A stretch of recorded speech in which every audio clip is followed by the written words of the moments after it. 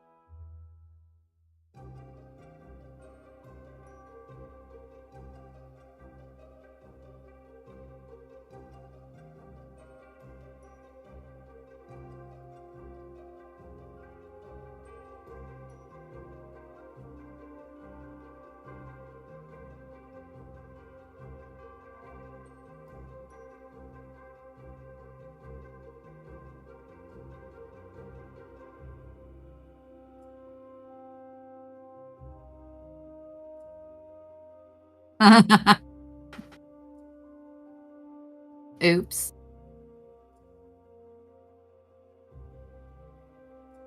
Hear me now? Yes. Thanks, Kat. Jeez. Is this how you do it? Yeah, this is exactly how you do it. I didn't say anything that whole time. I didn't say anything. It's fine. I say we're starting a new adventure. It's called the Dungeon of the Mad Mage.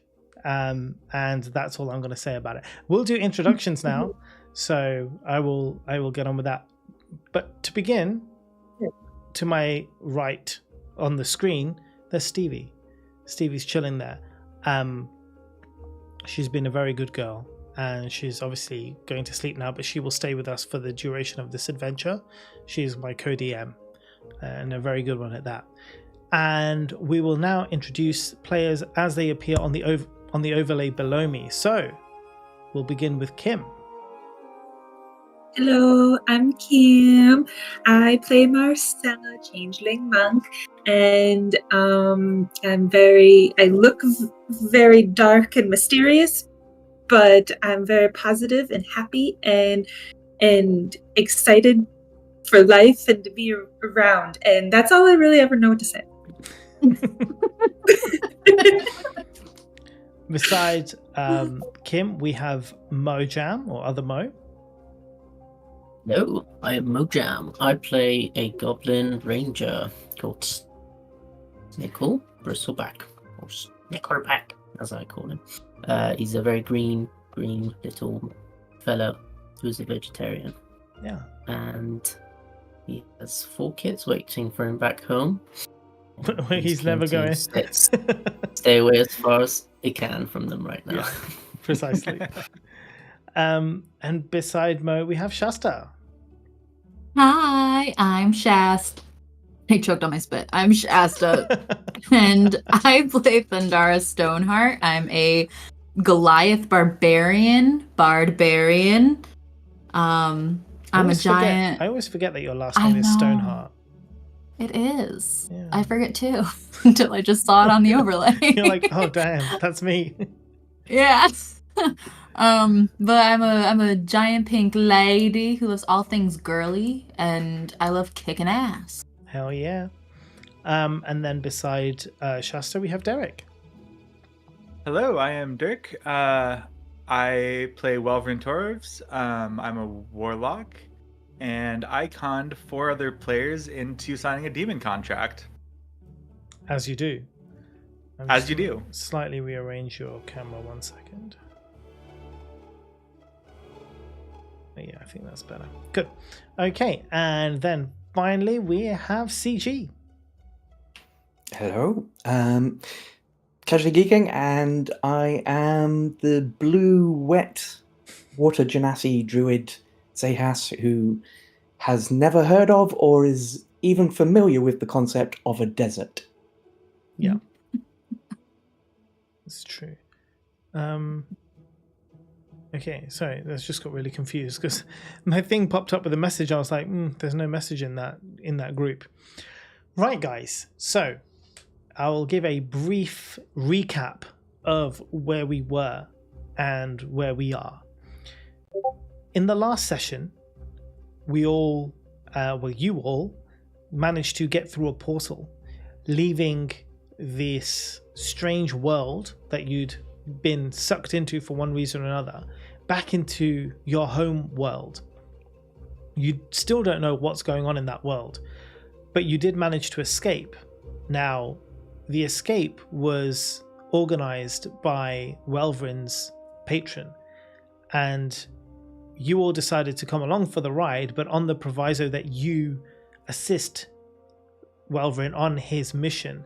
The patron wants an item from a dungeon, and it's your job now to go and get it. If you turn back, if you try and run away, you will be dragged down into the depths of hell. So there's not really much you can do except follow on this journey. You now have contracts burned into the skin of your arms, and yeah, you're gonna enjoy that. It's great. So a small goblin, mephit, not goblin, a mephit type creature who works for Baphomet, who is Welvrin's patron, approached you all and brought you here into the city of Waterdeep. Now, although not all of you are familiar with cities, you will have all heard of Waterdeep. It is a huge city in the Sword Coast, one of the major capitals, similar to Baldur's Gate. A lot happens here.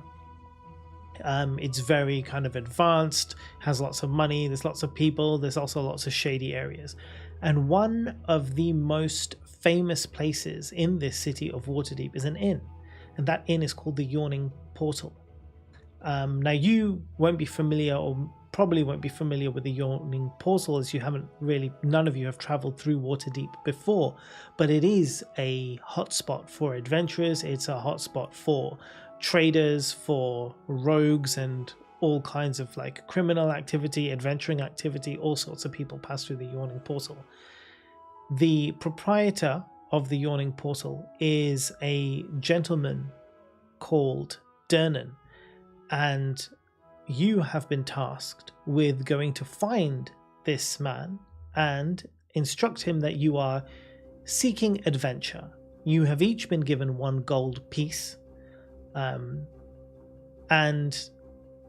this is where you're at. Now, we do have a picture kind of what the Yawning Portal looks like, so if you look to the stream, you'll be able to see it there. You'll have an idea of you know, kind of how big this place is and all the rest of it. So you are situated in an alley just behind it. So you can hear the sounds coming from inside. You can hear the music. Kruget, who is the mephit who told you to come here, he said that he'll be in touch and has vanished, leaving you all to decide where you're going next and what you're going to do. So I will turn it over to all of you. Go ahead, Vagjazzle.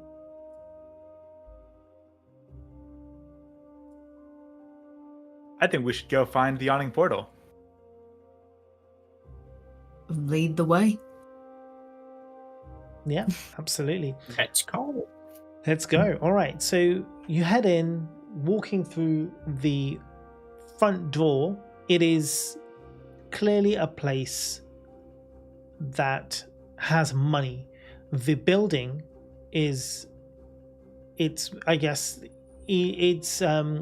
the maintenance has been kept up.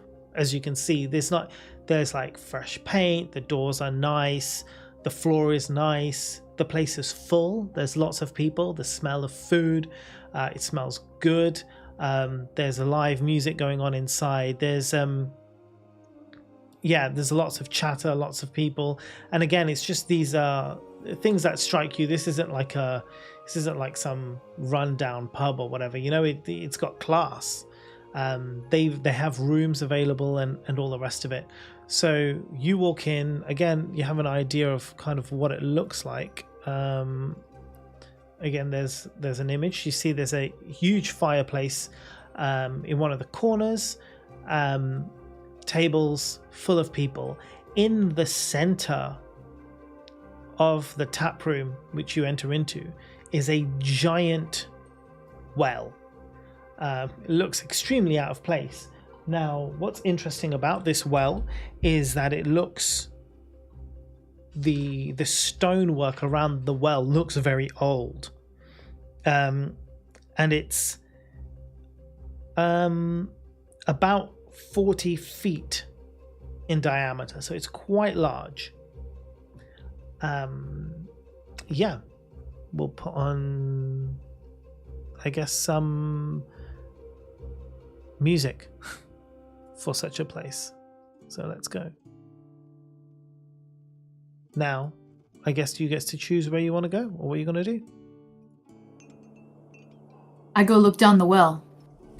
Yeah. So as you go, you look down the well, you see there are patrons kind of also peering over into the well, even a couple of people kind of standing on the edge and, you know, just like dancing around it. No one says anything. No one really seems bothered. The well is deep. Like, it is, like, as you look down, it's just pitch black. Like, you can't see a bottom that you're aware of. What you do see is that there is like a winch pulley system and a very, very large bucket, large enough for a person to fit inside, but no one is going in, so it's just, you know, but it is like, as you look down there, it's pitch black. Now, as a Goliath, do you have dark vision? I believe so, yeah. So you can see, kind of, as you look down, the depth exceeds that of the capacity of your vision. But you do see around the edges of the well that the stone is very rough, and if you wanted to, you could probably climb down. I ask whoever is nearest to me, also looking down the well, "Oi, what's the deal with this well?" Oh, you haven't heard about this well, have you? Oh, let me tell you. I can tell you wonderful stories about this well. Down here is where they say adventurers go mad. They say there's a dungeon hidden down this well, and there are treasures beyond your wildest imagination. But, you know, Treasures. you gotta get out as well. Now, the only person we know that's ever come out is old Dernan over there, and kind of points his thumb over to the bar where the barkeep is, and you see this kind of mustachioed man. He's got like the lamb chops, the classic lamb chops. He's got the big mustache. His hair, he's wearing his like a cool little like waistcoaty type thing. He's cleaning the bar, he's pouring drinks, he's talking happily to all of the people. He doesn't look like much of an adventurer. Can you roll a perception check for me, Thundara, please? Yes. I can at some point, I'm sure. Whilst Probably. they're talking, just globs of water appear and go down the well as I'm doing shape water and just... Just throwing it down the well. I got a 6. Okay, no, that's fine. You don't really, you just see this guy doesn't look very like he's quite unassuming. Doesn't seem like much of an adventurer to you. He seems, you know, a bit older in years. But yeah, he's there. He spots you, kind of looking over at him, and he sees your group, the lot of you together. He eyes you with curiosity, but leaves you be as he continues to serve customers. I look at the group and I say, "Oh, isn't that Dunnan fella that we're supposed to talk to?" We should go find out. Let's go talk to him. All Down right. adversely. So you head over to the bar. He's serving a few people, and as they kind of move, he goes away. He looks at you guys and I guess just addressing all of you, no one in particular, he says, "Oh, welcome in. Welcome into the Yawning Borzal. I've not seen your faces here before. What can I get for you?" Adventure. Oh, What? ale. Ale and adventure. Two things I love the most. Will that be for all of you? He looks at all of you there as he picks up a pint glass. Yeah? Nod in? Yeah? Good. Pours you all, start pouring the ale from his, the tap barrel behind him. Passes them across the table with flair. You know, this is a guy who's been doing this for years. He knows how to, you know, run a bar, and he does it with panache. Now, you mentioned something about adventure. That I did. We are looking for adventure. Well, my friend, you've come to the right place because, well, I don't know if you've heard much about the Yawning Portal, but it is the start of many adventures if you've got a mind for it and some gold. Snickle yawns. and I put the 1 GP on the table for him. Yeah, I'll slide over my gold piece as well. I want to do the same. I'll be like, it's a coincidence we have these, and slide it on over. It seems like you've been informed. Just saying, I'll do the same. Okay. Seems like you've been informed to how things are run over here.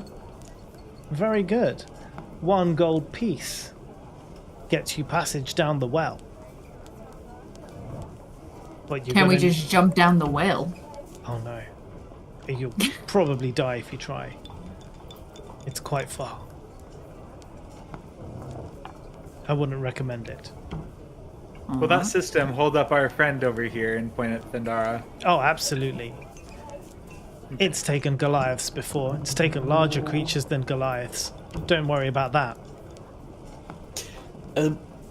How do people see down there? Well, either take some light with you, or if you're a species of, you know, good eyes, you'll probably be able to work your way around there, no problem. It's dark. If you can see in the dark, great. If you can't, I suggest taking a torch. Is it very dark under there? Underwear.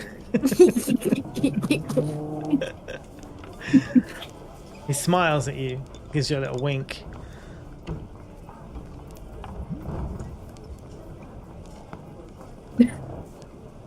Sounds like I'm going home. Home? Oh, right, yeah, because the Underdark. I see what you're saying now. Except, yeah, kind of. All right. So, are you guys prepared? Do you want to go in? Can I finish my ale first? Yeah, you can drink. Right. Now, as you do this, Are we going to sleep here at night before, or are we just going in? I think you guys are fully rested, no? I think we are. I am. I have my. I'm rested. You sound rested. I'm so tired, man. We fought a wyvern, Yeah. and I used a few things fighting that wyvern. Oh, yes. So if you haven't fully rested on your sheets, you can do, by the way, before this adventure begins. So you can all have the long rest. Thank you. So as you are speaking with this guy, and you put your gold on the table, some few people nearby spot or kind of overhear the conversation, and suddenly someone shouts out across the entire place. They're like, hey, everyone, they're going in. And then all of a sudden, this guy comes out with like a I guess a scroll, and he's got like a pen in his hand, or a quill, and he's like, all right, come on everybody, what's your bets? Who's making it out? Who isn't making it out? And you can hear people being like, I'll put 10 on the Goliath to make it. And then someone else is like, that skinny one over there. 20 says, he kicks the bucket, and so they're just like, now everyone's like taking bets on the chance of your survival, and the place is like buzzing now. Everyone's just like up and about. They're like, yeah, everyone's crowding around this guy who's got his scroll. He's writing down all the bets. He's taking money from people left, right, and center. There's excitement. Thundara, you should throw 100 gold on us making it. Okay. If that's what the rest of us want. As the healer, I bet on everyone else not making it.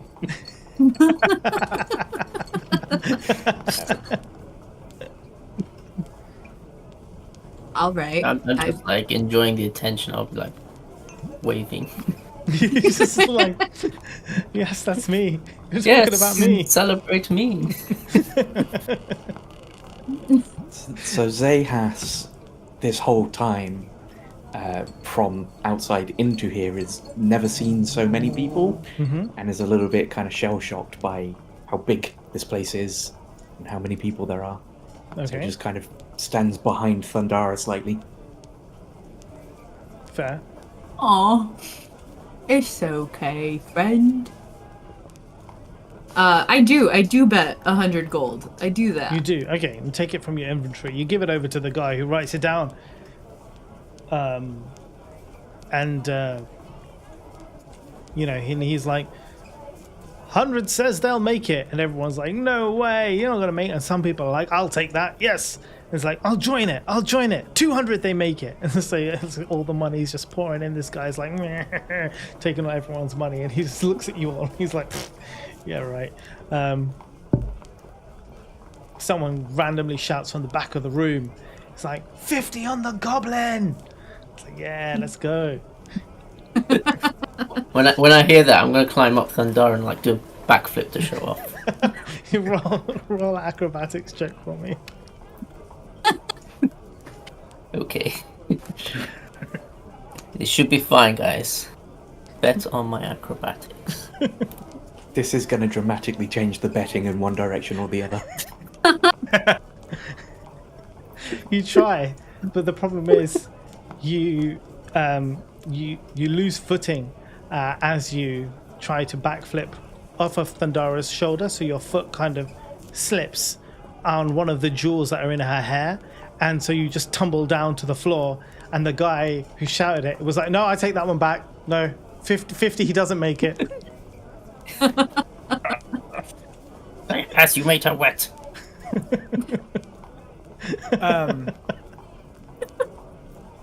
Oh my. During I apologise. Shape water, wicket down into the well. Nice. Do you have any provisions for us before we go in? Absolutely, you can buy food, you can buy drink. I think you might have a couple of there might be a few maybe a few traders around here with a few healing potions and things for you should you need. Well, we stole a bunch of we received a bunch of healing potions. Previously. We acquired some healing potions. Acquired. Yeah, he gives you a smirk and he's like, it's known. We've all acquired things now and then.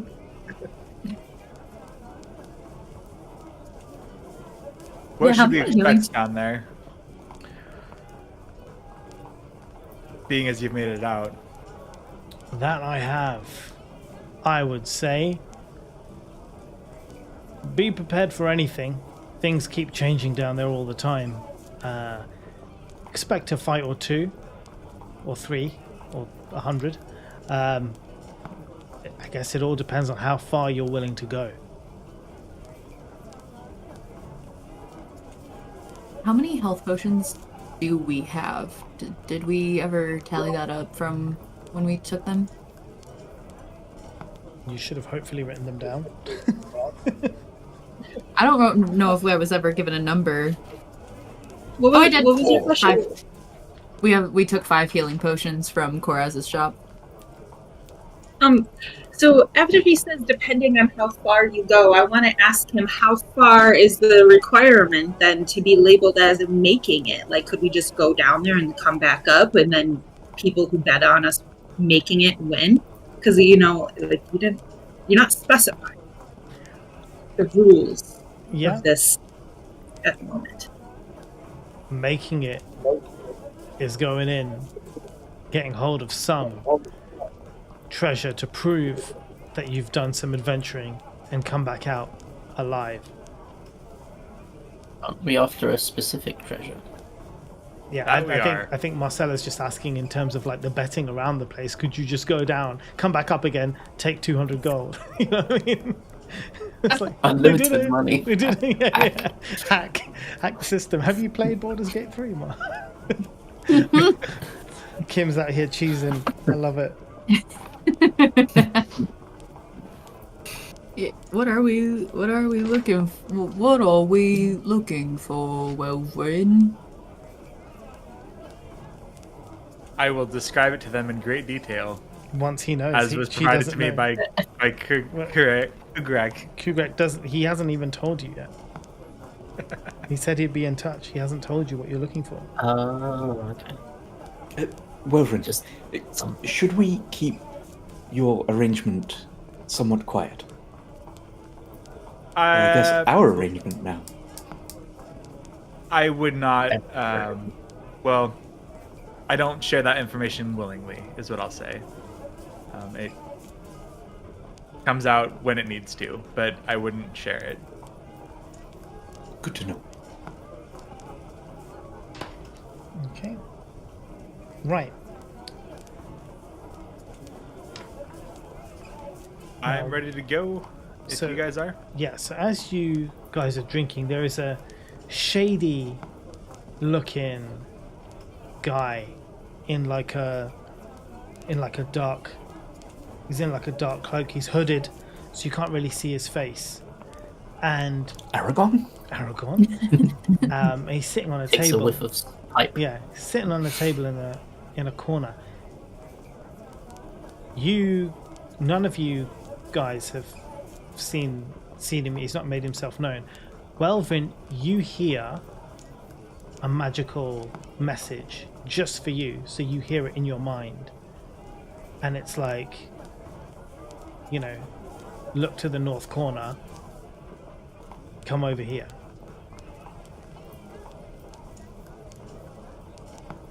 All right. I am going to excuse myself from the group and go over there. So as you approach the table, the figure, it's again hooded, and he sits there quite tall. As you sit down, he kind of like gestures for you to sit down, and he leans over, kind of conspiratorially, and he's like, as he lifts his hood, he does a little wave of his hand, and you can see, like, firstly under the hood, it's like a human man. But then he does a little wave of his hand, and you can see it's just the shimmer or disguise, and it's Kugrek there. His Mephit face is just like giving you this like crazy little smile. He's like, "Hey, buddy," and then back to normal again. And he's just like, "Listen, once you get down there, don't care what you take. It's all fine. You need to get Hallister's crown, right? You got to bring that back up, and you'll be good. Now, once you're down there, I won't be able to come and see you. Nothing can magically get in or out of that place. So, good luck. But you can work your way back up again." How far down is it? It's far. I would say we probably don't know, as we can't get in there. What does it look like? What am I looking for? The crown, well, it'll be on his head. Well. So, Too easy. too easy. I would also...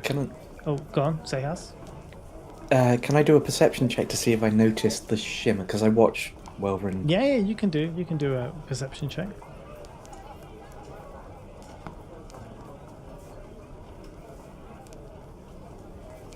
Yeah. You see it. You see his little mephit face kind of peer out and then quickly turn back into a human face again. Okay, I don't do any. I just kind Yeah. of watch from a distance. Yeah. I'll say one thing though, Walvin. When you're down there, just keep a watch out for doors, and you don't have to fight everyone.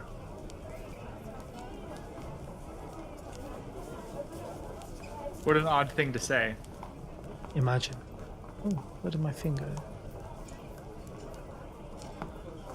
It's almost as if he knows who you are.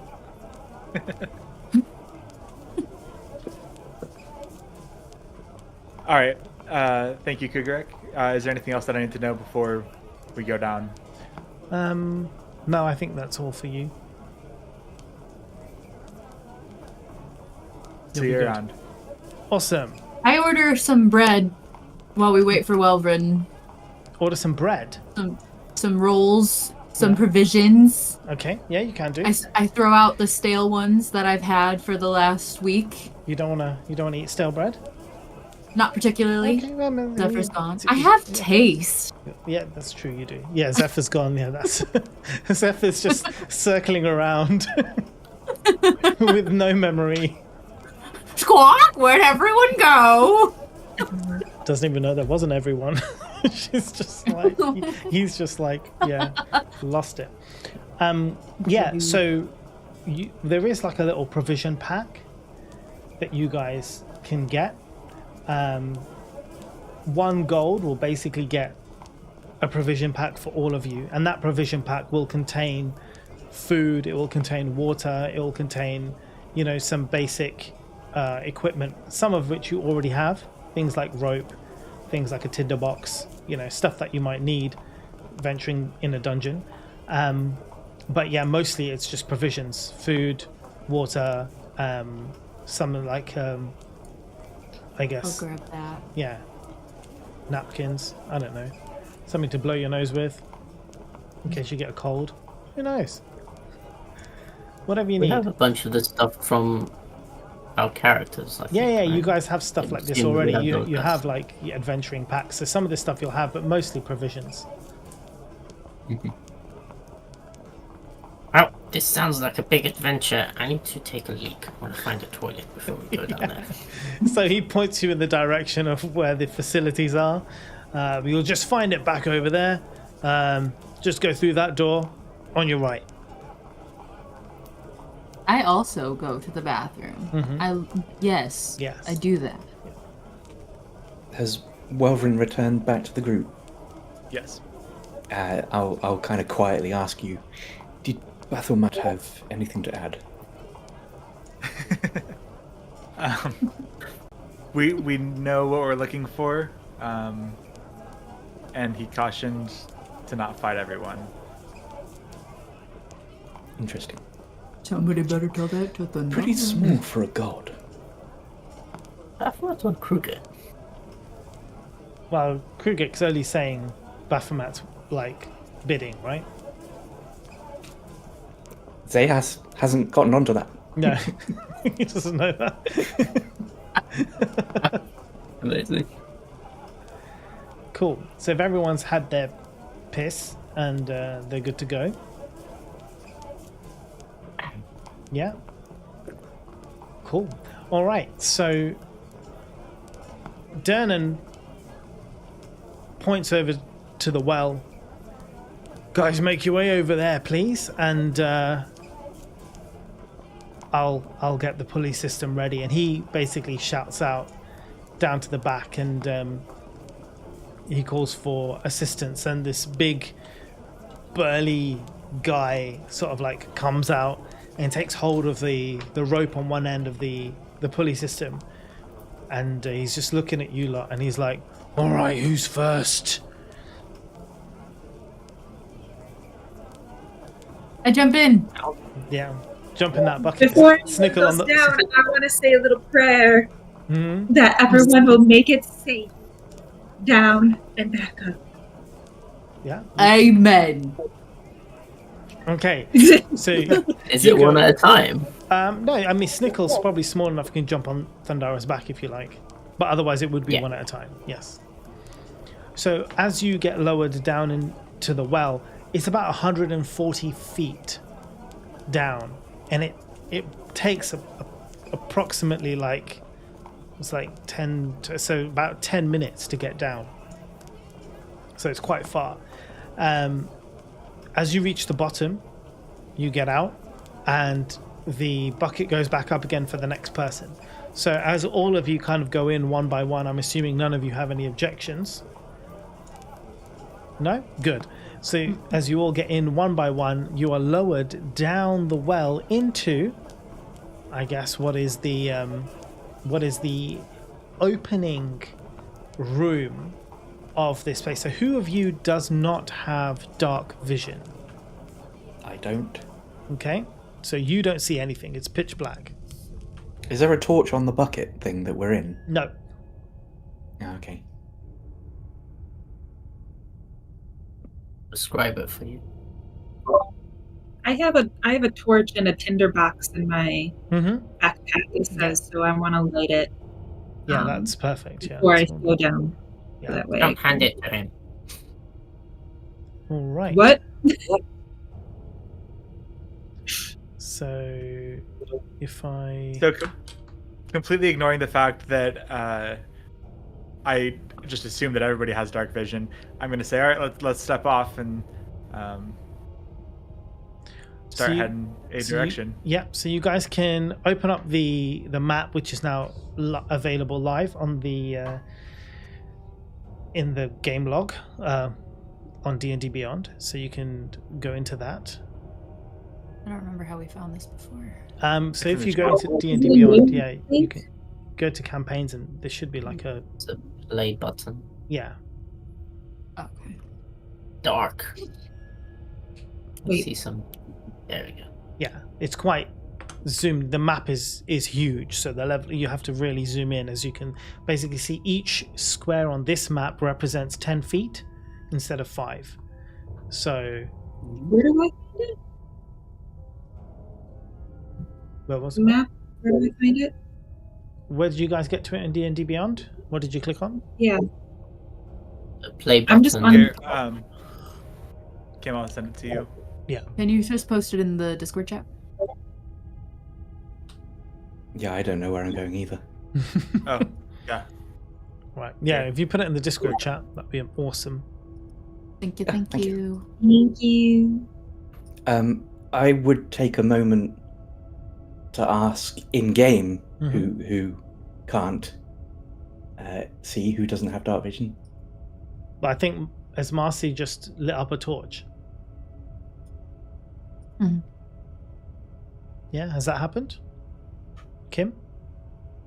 Yeah, I want to do it before I even go down, so that way I'm not like trying to fend like Yeah, in the dark. Yeah, that's cool. yeah, do it in the dark. But I would ask because I just want to know, in case we don't have a torch at some point. Right, yeah, so I who can so yeah, see. so you're asking who can't see in the dark. What do you mean? Who can't see in the dark? Can you not see in the dark? No, Sunlight doesn't if go to the that bottom torch goes out, then that's it. I can't see. of. Oh, goodness gracious! You can. Of course I can. Oh, Oh, cool. There's all this light here. Can't you see it? wait, am I the only one? I don't think I can. Yeah, I don't think changelings can either. I don't think changelings have dark vision. It's not on your sheet, is it, Kim? I'm not seeing it. No. No, it would say it under features and traits. If you had dark vision, Yeah. it would say you had dark vision. Well, if there's a circumstance where it is more fortuitous to not have a torch lit advertising our location, perhaps we can grab on to Thundara, as she is, no offense, the most grabbable of us with her size. Perhaps we could ask Thundara for permission first. Yes, We that's could take over what I'm doing right now. Alright, that's fine. Thank you. We could take a rope Grab a and bowl. just everyone grab onto the rope like we're third graders, you know? I And pull just, out a rope. I like this. Okay. I pull out my rope. So are and I you- say, loop it. So are you guys gonna use the rope and turn off the torch, or are you gonna keep the torch on and also use the rope just in case? I think moving undetected is a good idea. I take the torch and I just like brush it against the wall. Take it out. to Okay. put it out. All right. Make your little rest. So two of you blind, the others of you can see. So obviously, as you see, it is, although you have dark vision, it's all dim, right? So you can see, but it's kind of like grey and it's dim, but you can make out where the walls are, you can make out where the passages are. Now, I'm going to ask you guys to do this one thing and to do it once. Now, not Zehas and Marcy yet, because they can't see, because it's dark. But for the other three of you, I want you to roll me a perception check now, and this perception check will remain throughout the session. This way, every room we go into, I'm not going to be like, roll a perception check, because then you'll be like, did I miss something? Didn't I see something, right? So this way, I know it once, and I will then describe to you what you see in every room as you go into it. So Zehas has a dirty hack, Yeah, go on. and I'm going to do something I couldn't do in the other realm. And you will see me start casting a spell. The glowy hand stuff starts happening, and then a little crab appears. A little in my crab? hand. Yep, as I'm summoning my fey creature. Nice. Little crab pet. And I sort of go, okay, Claudia, you're going to have to be my eyes. Claudia. And There's Claudia. it kind of crawls up on my shoulder, and then I'm going to do the bonus action to use Claudia's senses rather than mine, and crabs have blind sight. Nice. So you give me a perception check for Claudia then, please. Claudia. Got a real Ratatouille situation here. 17. Ratatouille.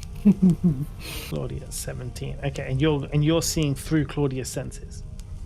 It's blind sight, so it's more like I can't see, but I can it's like bats, I think. Yeah.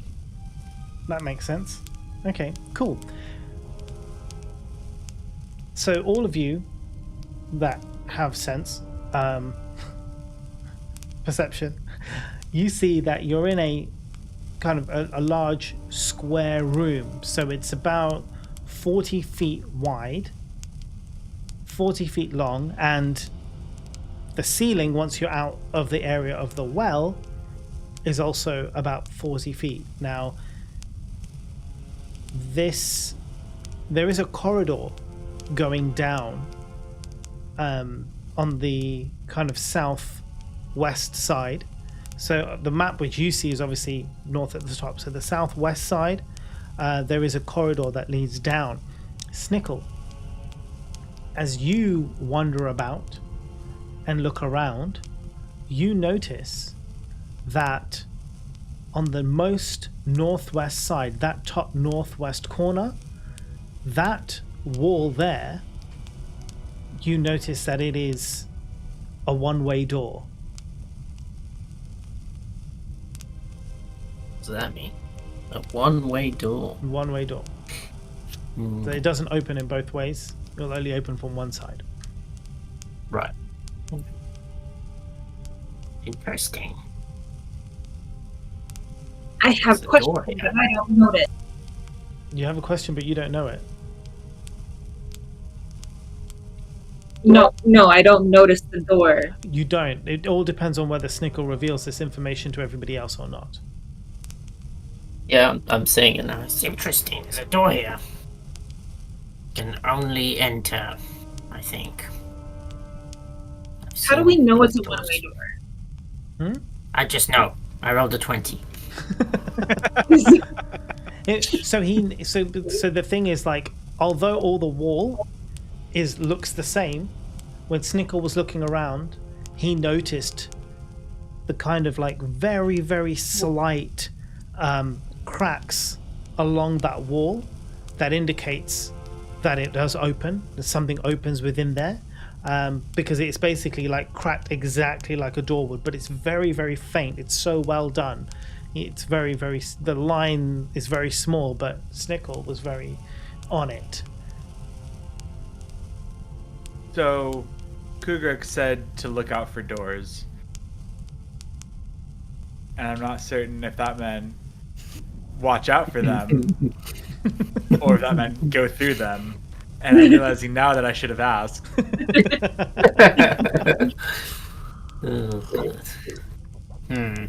You're Shasta, you're muted. I am. You're right. I said we could knock on the door. The best way to figure it out if we should be going through them or not is, I guess, to interact with it and try. Maybe, but we had a trapdoor with the same situation once. I'm gonna come stand kind of over here. Clearing away. I ain't going anywhere near that shit. So there's like, wait, where's the door? Where Snickle's standing right now. And then there's the hallway like down Yeah, and then this there's a way, hallway down there. right? Yeah, that's right. So we could just ignore the door. And what do you guys think? I can't see, so I don't know. I just stay where I am. I don't know if because I don't know if I'm gonna say like I'm gonna move away from the door and then I step towards the door. So I'm just gonna stay where I am. I think we should keep going. What do you think, team? I want I'm to know standing back what the there, deal well, with the right. door is. Just in case, I'm not as strong as the rest of you. And if something comes through that door, I need to have some distance. Can anyone detect magic or something? Oh, that is something I can do, yes. How do you use danger sense? Is this something I would use in this situation, or is it reactionary? It's reactionary. Okay. Yeah, you can go first. You're with I will me, bud. cast Detect Magic, so I have 10 minutes Of of detect being magic. able to detect magic Yep. within 30 feet. Okay. So you cast detect magic. You don't detect any magic. However, when you cast that spell, Snickle, as you're paying attention to that door, you are pretty certain you hear with your amazing goblin ears the sound of footsteps kind of walking away from the door. As you look to the door, you notice that at about 5 feet up, there is a tiny little hole in the stone. And that's it.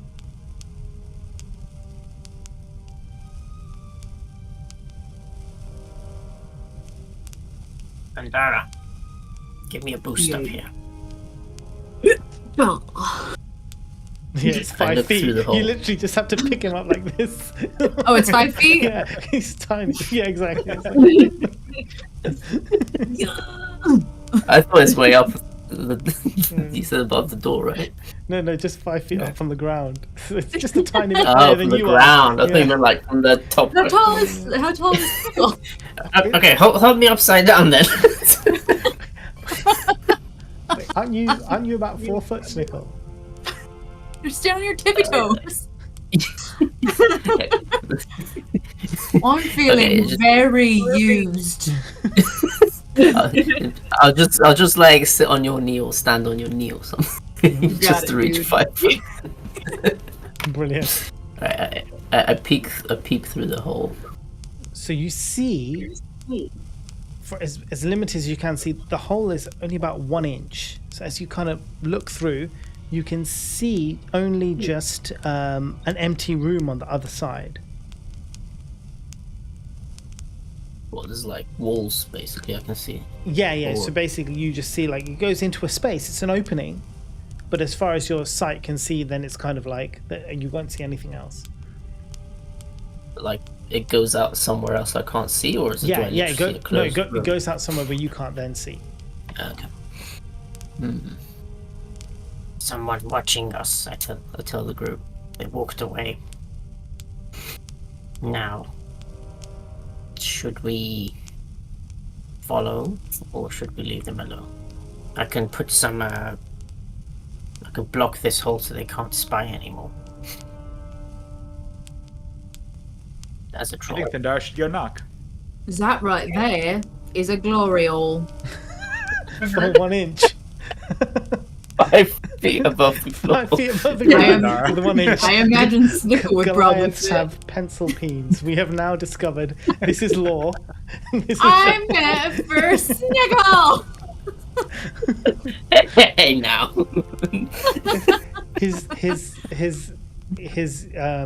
his junk would need to be 5 feet high. He's not even 5 feet high. This is we now know that this is canon now. We all know that Goliath's junk is inch girth. Hey, not my gender, not my problem.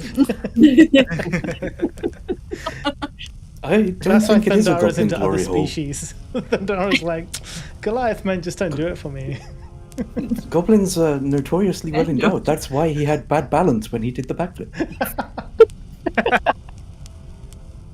Oh my god. Thank you. Oh, I don't know what a glory hole is, I'm afraid. Sorry.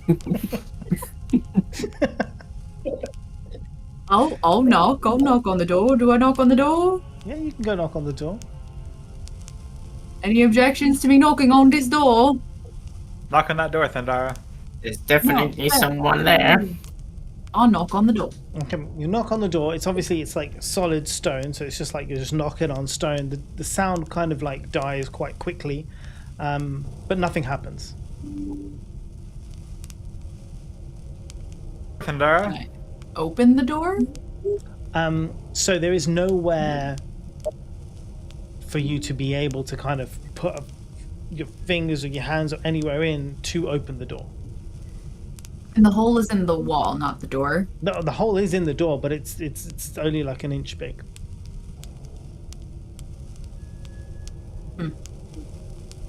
Okay. You break. On that nothing. Right. Yes. I can do this. What? Sorry, what did you say? I'm asking the group a permission to break the wall. Yes. Go for it. I hear Marcy and I full run, both legs, kick that wall. So as you would attempt to do it, it doesn't really do any damage. It's the wall is pretty thick stone. Like as you try and smash into it, like nothing happens. That wall was pretty thick stone. Nothing happened. It's okay. Let's go to the corridor. Let me I cover this peephole first. I don't like people watching. want to pat on her shoulder, but because I can't see, I'm patting someone else's shoulder, and I say, "You did a good job anyway." And you even reach her shoulder. Yeah, maybe not. Maybe. So it can't be a- Maybe. It's like 7 feet. Like, yeah, Marcy's not short. Yeah, it's just like a little. Okay, cool. So you move over to the corridor on the southwest side. Now, there is... so the floor is... Yeah, in this corridor, it's kind of like there is some... I guess a thin layer of sand across the corridor, and you can see random things in the sand. You can see some, I guess, discarded adventuring gear. So there is sign that there have been people here before. You find some empty wine skins. You see a couple of tinder boxes, and some old clothing, but nothing else. Oh, The well is sorry, right no- there. What happened to these people? And on the walls, also for those who can see, you notice that the entire corridor. I'll open up for you the length of the corridor. Give me 1 second.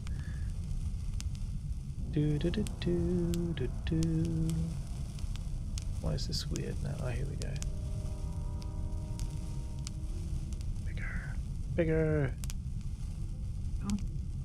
Right, so through the length of the corridor, you can basically see that the wall on either side is lined with shields, all different kinds of shields. But on the shields, you see there's like all this like weird like graffiti, like pictures of I guess, or depicting like people dying, graffitis like basically being like F off, like, you know, all that kind of stuff just on these shields. The shields themselves, they look really old and pretty worn. For you, Snickle, you see just there's some writing behind one of the shields on the wall. What language is it? Can I read it? Yeah, hidden behind the shield. Yeah, all the writing is behind a shield, and then you just see a little bit of it on the corner coming What's out. it say? Can you read Elvish? Don't think so. I can read Elvish. Yeah. So if you point it out to I somebody can else, read. you can read. Thundara. Read. Here. I read it. So obviously the shield covers most of the words. The only word you can see at the bottom is gates. Says gates. Say Do the rest of us shield. notice it now? The what? Can we take off the shield? Yeah, of course you can. Well, if you want to be logical about it, I guess. It's a really good job that Kim is here, honestly. I'm going to say I'm putting my money on Kim surviving. All of take the the other shield off the senses wall. are heightened right now. Technically, Marcella has no idea there are shields there. Yeah, but she's hearing you. And all guys. It says I'm- gates, I'm- but there's a shield in the way. There. And I'm just like, why is the wall so bumpy? So as you go to move the shield away, you see like how old and kind of rickety it is. It just breaks apart in your hands, just like basically falls apart. The wood like cracks into pieces and it falls to the floor. Now you can read all the text. It says, "Beyond the pillar forest, the Mad Mage waits, casting spells behind magic gates." If you I have a pen and read that paper, out I loud. suggest you read it, write it down. Yeah, can you repeat it? Yes, beyond the pillar forest, the Mad Mage waits.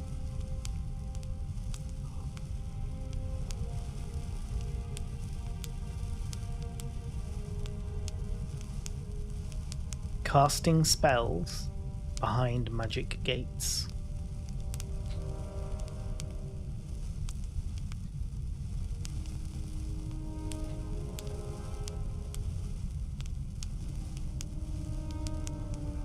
And I read that out loud to everybody. Oh, forest. Pillar I have forest a though, would suggest Sneaking it's suspicion it's stones. not that kind of forest. Yeah.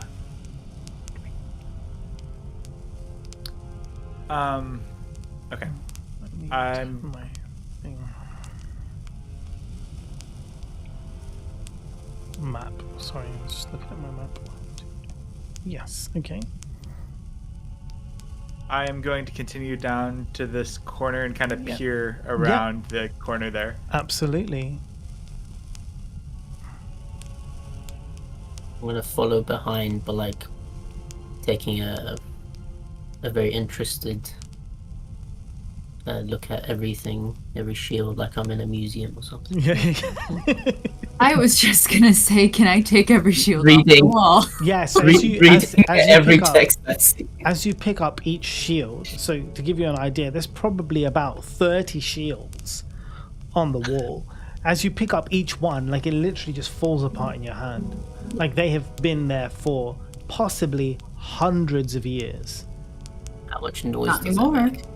I mean, it makes noise, but no more noise than you all talking and walking. Yeah, we were like, let's take our torches out and move undetected. There's a Glorio! Kick down the door. So Oh, fun, God. quick as Pandara we show people. I'm gonna continue on down this to Yep. here and kind of peer around that corner. Mm-hmm. Absolutely.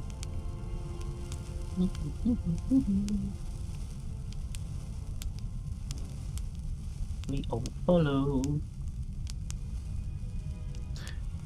Stop moving, Walvern. I have to keep moving. There's You're so fast. So you Some see, people's little legs can't keep up. so in this room which you're in right now, at the end of the room there is this staircase going up.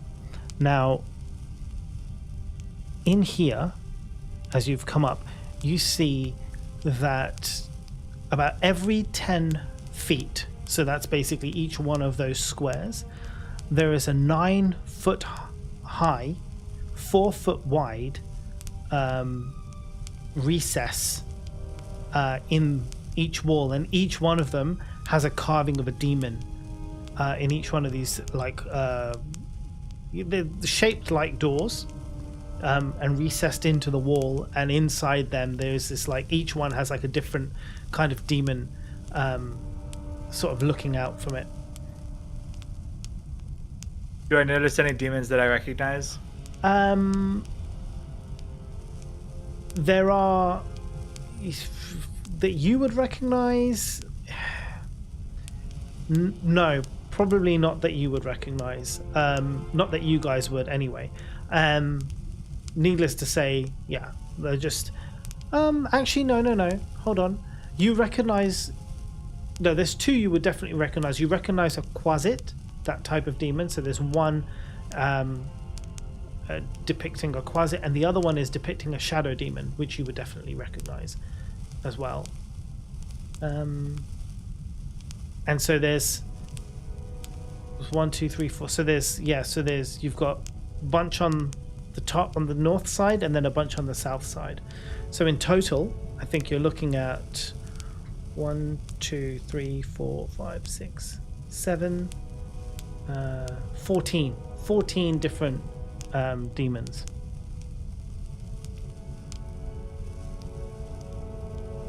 They're etched, right? So I get the sense of the shape. Yeah. I tell Marcy what we see. I say thank you.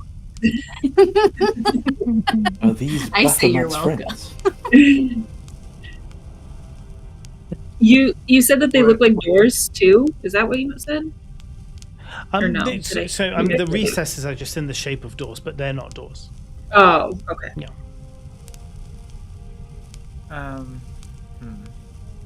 How And I describe them to Marcella as well. Yeah, you can tell what they look like. All these, I guess, different demons, and you wouldn't really know many demons though. Thundara, I would say this one has a pointy head Yeah. and some wings.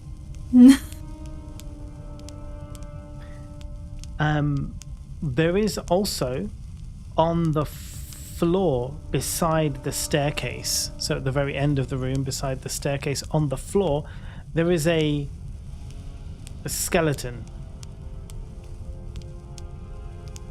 That does not bode well.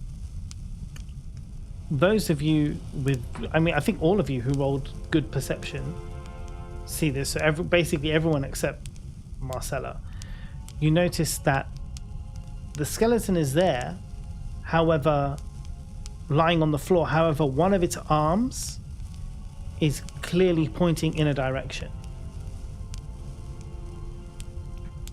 with Which my direction? crabby blind sight, do I detect any shapes that seem like they could be holes? So something where an arrow could fire out or something? No, you don't notice anything like that. And is With the my, ground still sandy? No, the sand is now. This is just normal stone. Snickle asked, which direction is it pointing? So Yeah, it's next to the stairs, you say, the skeleton, Yeah. or somewhere else. yeah, it's Okay, next to where the it's pointing. stairs. At the foot of the stairs, it's pointing towards one of the demon depictions on the south wall. Is it in warning or trying to help us? Wait, could it's be pointing both. to like one of the pillars on the south bit, on the bottom bit. Yeah. Which one is it? Does he look like? So if you're looking from the one? staircase on the south side, the third one. The second one. I can't. And is this wonder one of if the ones that can I recognize? ping? No, this isn't one that you recognize. Can I ping? I think I can ping here. Okay. Whoa, That's a big cool. ping. So, Yeah, it to the group, I recognize two of these as demons, neither of which are terribly friendly. So we should tread lightly in here. Could these statues or something be considered pillars, or It depends on how they're connected. I mean these are sort of built into the wall. They're not pillars. Right. So yeah, so the skeleton points at that one particular demon on the south wall. We've still got detect magic, right? I do. Anything peculiar about this one here? Unidentified DM, demon? anything peculiar about that one there? Detect magic? No. I'm not picking up any signs of magic. And I couldn't see, as much as I can see, any indentations or anything that seemed trap-like, but I'm not an expert on looking for traps. What if we throw one of our backpacks across to see if it As- triggers something? Just thinking this. Yeah. Again, you might have something inside your backpacks. You can. What do you want to throw it against the wall to see if it sets off some kind of trap? I was gonna take out one of the stones in my hair and roll it across the floor. Yeah. I do that. Okay. You roll it across. It hits the wall. Snickle. The sound the stone makes when it hits the wall is odd. You're like, hold on a second. Which wall does it hit? The place where the demon was? Yeah. You're like, It's hold on a odd. second. That sounds weird, but it doesn't set off any traps. Okay. Yeah, I that sounds weird. That wall is a bit weird, that one. The sound. But it did actually hit something and then bounce back into the room. Yeah. I go to what sounded funny. Yep. So you go over And to the depiction of that demon, the one next to that one. I'm This going yeah, that with one her there. because I'm holding on to her. Yeah, 'cause I can't. of course. Oh yeah. go If you want, you can do an investigation. cautiously. Yeah. Yeah, I was gonna say, can we do investigation? Yeah, whoever would like to investigate this particular demon, you go ahead and roll an investigation check for me. I do that. Yeah, good. Snickle, you kind of put your hands around this thing and everything else. You see this picture of the demon. As you kind of move your hands around the demon, you notice that there is one particular part that gives way, and as you feel like you could push it in, Now, whether you do or not is up to you. But you do feel like there's one part of this is kind of like made to look like solid rock, but actually it can give way like a button.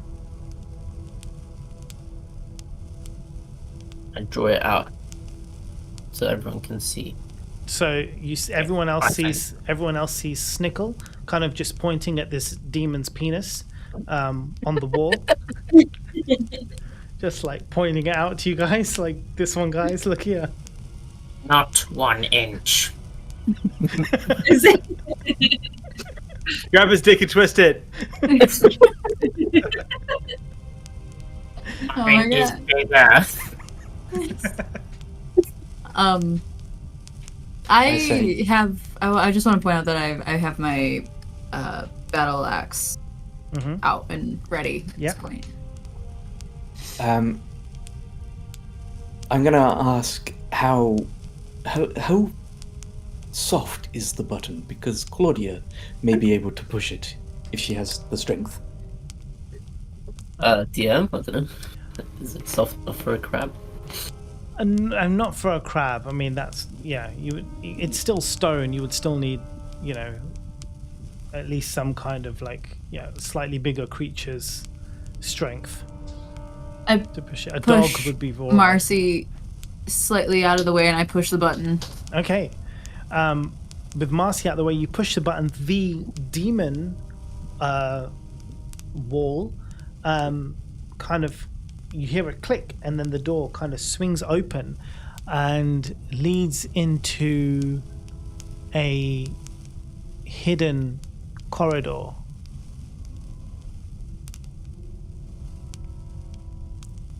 I'm game.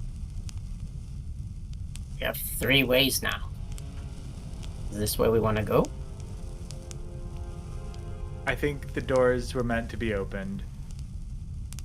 I say we go into the penis portal. I love the penis portal. Yeah, it's the best portal. We can probably always come back and try the other 2 ways. Okay. It's just dark inside. We can't see anything. Yeah, it's the same as everywhere else. So this secret door kind of opens to reveal this 10-foot square cubicle, and then there's a 5-foot wide tunnel. And this one is rough. As you can see, it's not smooth like the other walls. This is kind of roughly hewn, and it goes down, and you smell. It smells like a sewer, basically. Not the nicest of smells, but it leads down into this. As you keep going further down, leads into this room.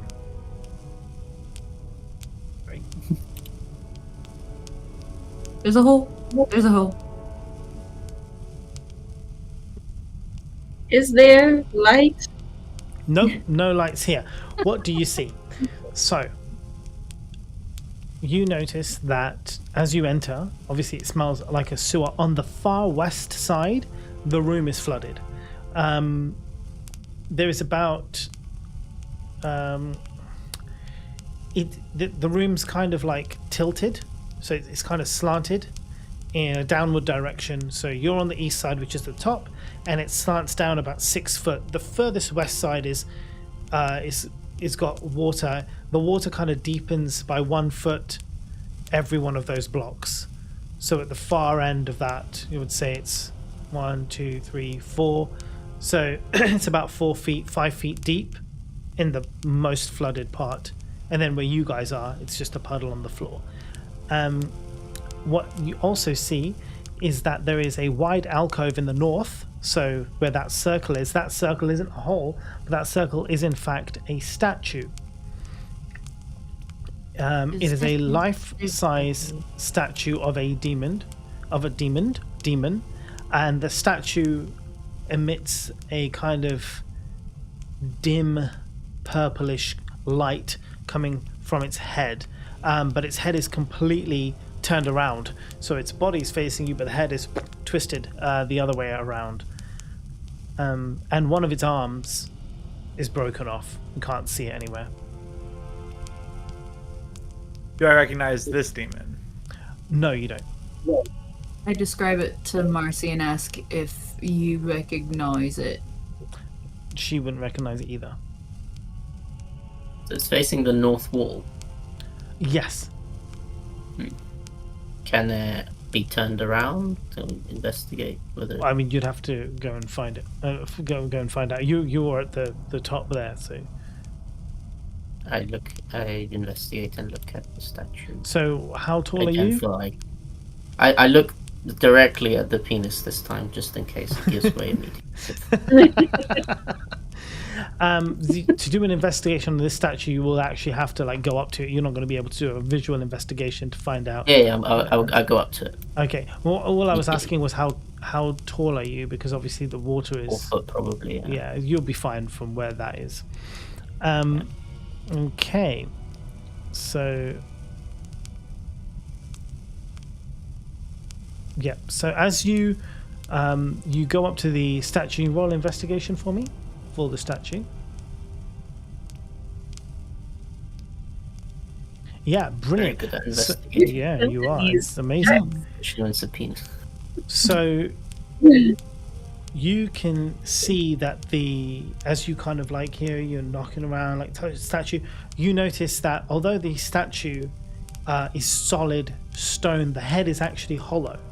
There are holes for the eyes and a hole for its mouth, but it's hollow inside. And you do find that the head of the statue, the neck part, you can actually see some like threads, so as in like a screw, so it can be unscrewed. Okay. I tell this to Thundara. Can you take this head off? It comes off easy. Yeah, I can, and I ready my battle axe. Okay. So yeah, okay. Just So, a flick would do, I think. yeah. So as you begin to unscrew the head, it's quite easy. You can even do it with one hand. As you unscrew the head, you hear a sound suddenly from the north of that little alcove. Now, you've got the danger sense. You don't get surprised, but what is revealed is an ooze coming out of that side. Now, everybody else isn't aware of this, but you are. So Ooze! Ooze! It's the ooze. What about ooze? But the ooze. Where? From where? The wall? Yeah, I'll show you now. It's just there from this north side here. It's a grey ooze. And Oh, don't fuck with ooze. yeah, so Thundara's on Thundara and Snickle are on the statue, and the grey ooze appears from that corner. Now we will have to roll initiative in just a moment, not right now, but in just a second, because I need to get everybody in here and get the enemy's initiative on. Okay, and you guys want to roll me your initiatives, and Thundara, you don't get surprised, so it'll just be normal. 11. I hope that's all. Is that all counted? Oh, it doesn't update it. That's so annoying. Normally he's quite good at this. Okay, so Sehas 10. Marcy is 7. Snickle 16. Thundara 19. Oh, nice. And Welvrin 19 as well. Oh, nice. Yep. Damn. Damn, I got a 7. So from the auto resolve, it's gonna put Welvrin first, but it doesn't matter. It's the same. Thundara and Welvrin have the same initiative.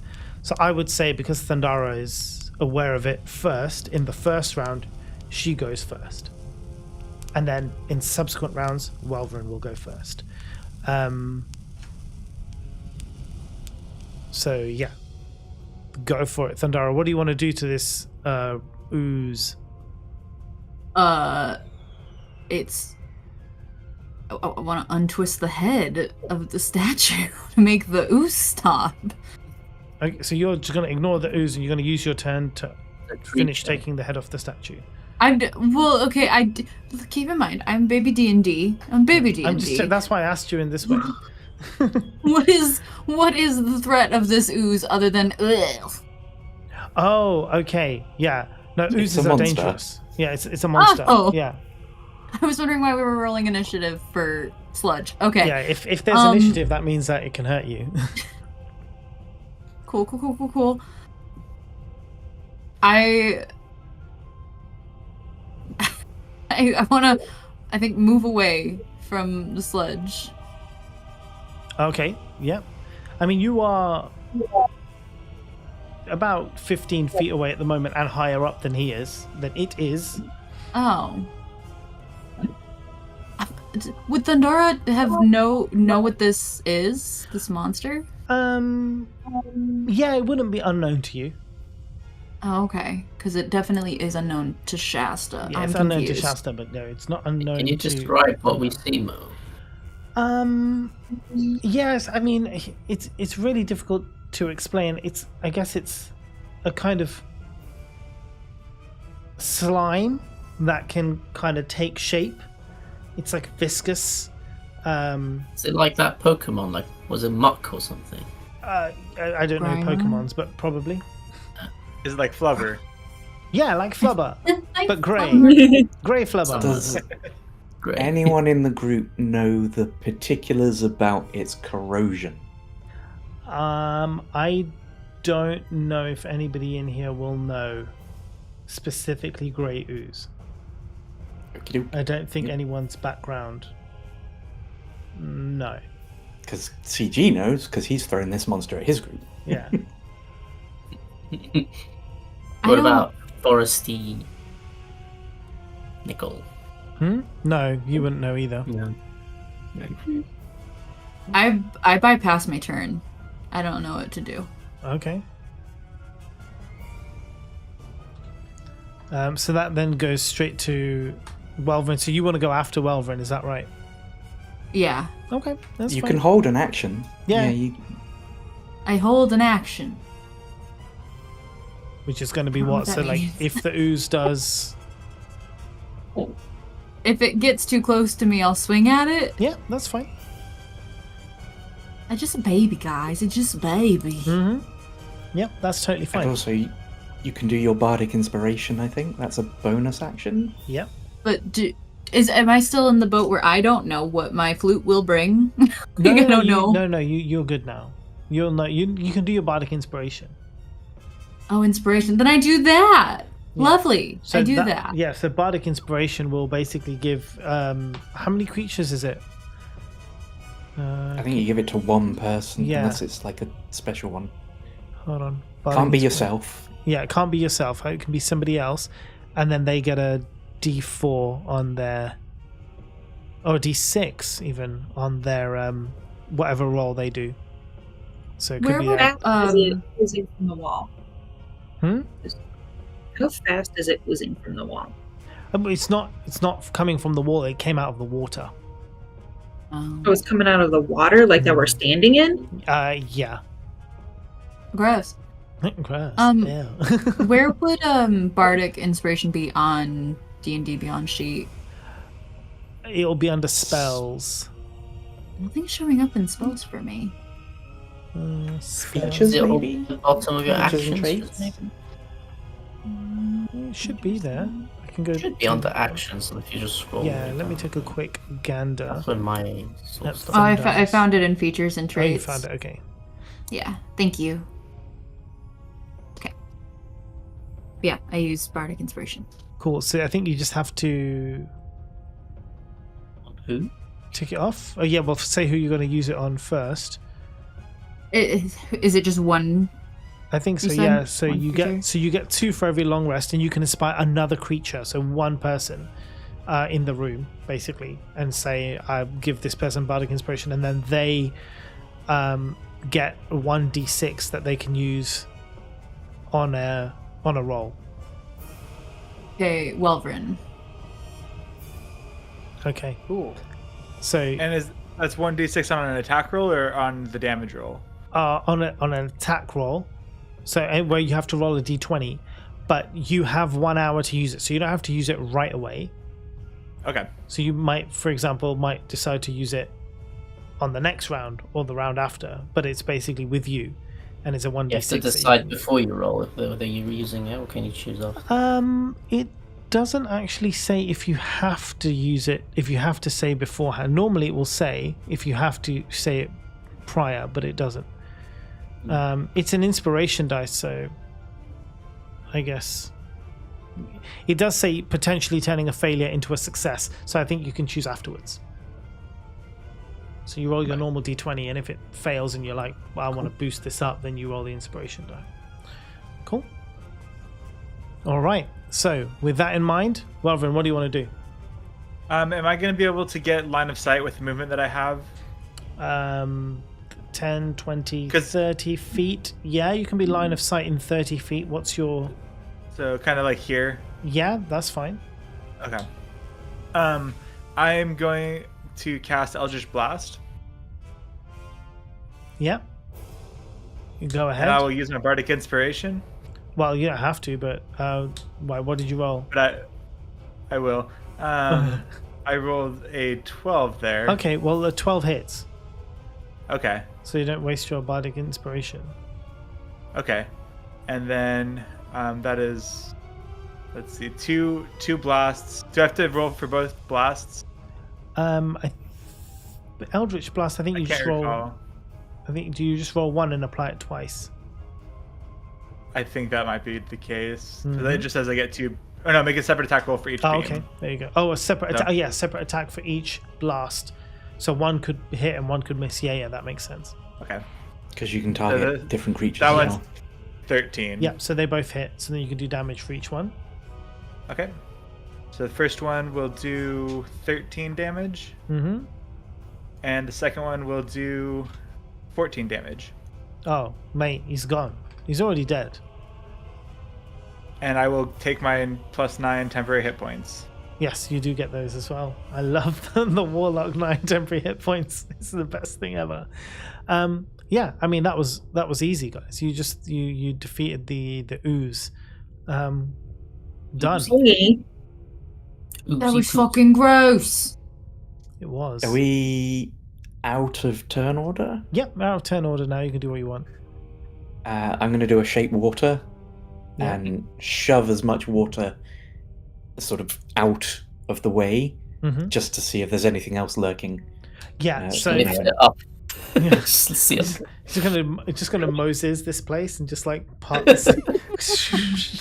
Yeah, it's a cantrip that's on a 5-foot cube, so I'm basically just going to be sifting through 5-foot areas lifting of the up water 5 foot, looking yeah. to see. Yeah. That's amazing. Smashing us sickness. So actually, what's interesting is as you do that, you don't find any more dangers. However, you do find a little pouch of gold under the water, and that has got 50 gold pieces in it. So you can keep that one for yourself, mate. Oh, thank you. I will say to the group, "Oh, I appear to have found some gold." Too wet for my liking. As he's lifting all the water, do we see the statue's arm anywhere? That's also a good question. Let me just check. I think the arm. Yeah, so the arm is actually in that little alcove where the slime was. You find the broken arm of the statue. I grab it and I say, Wolverine, you'd put it on.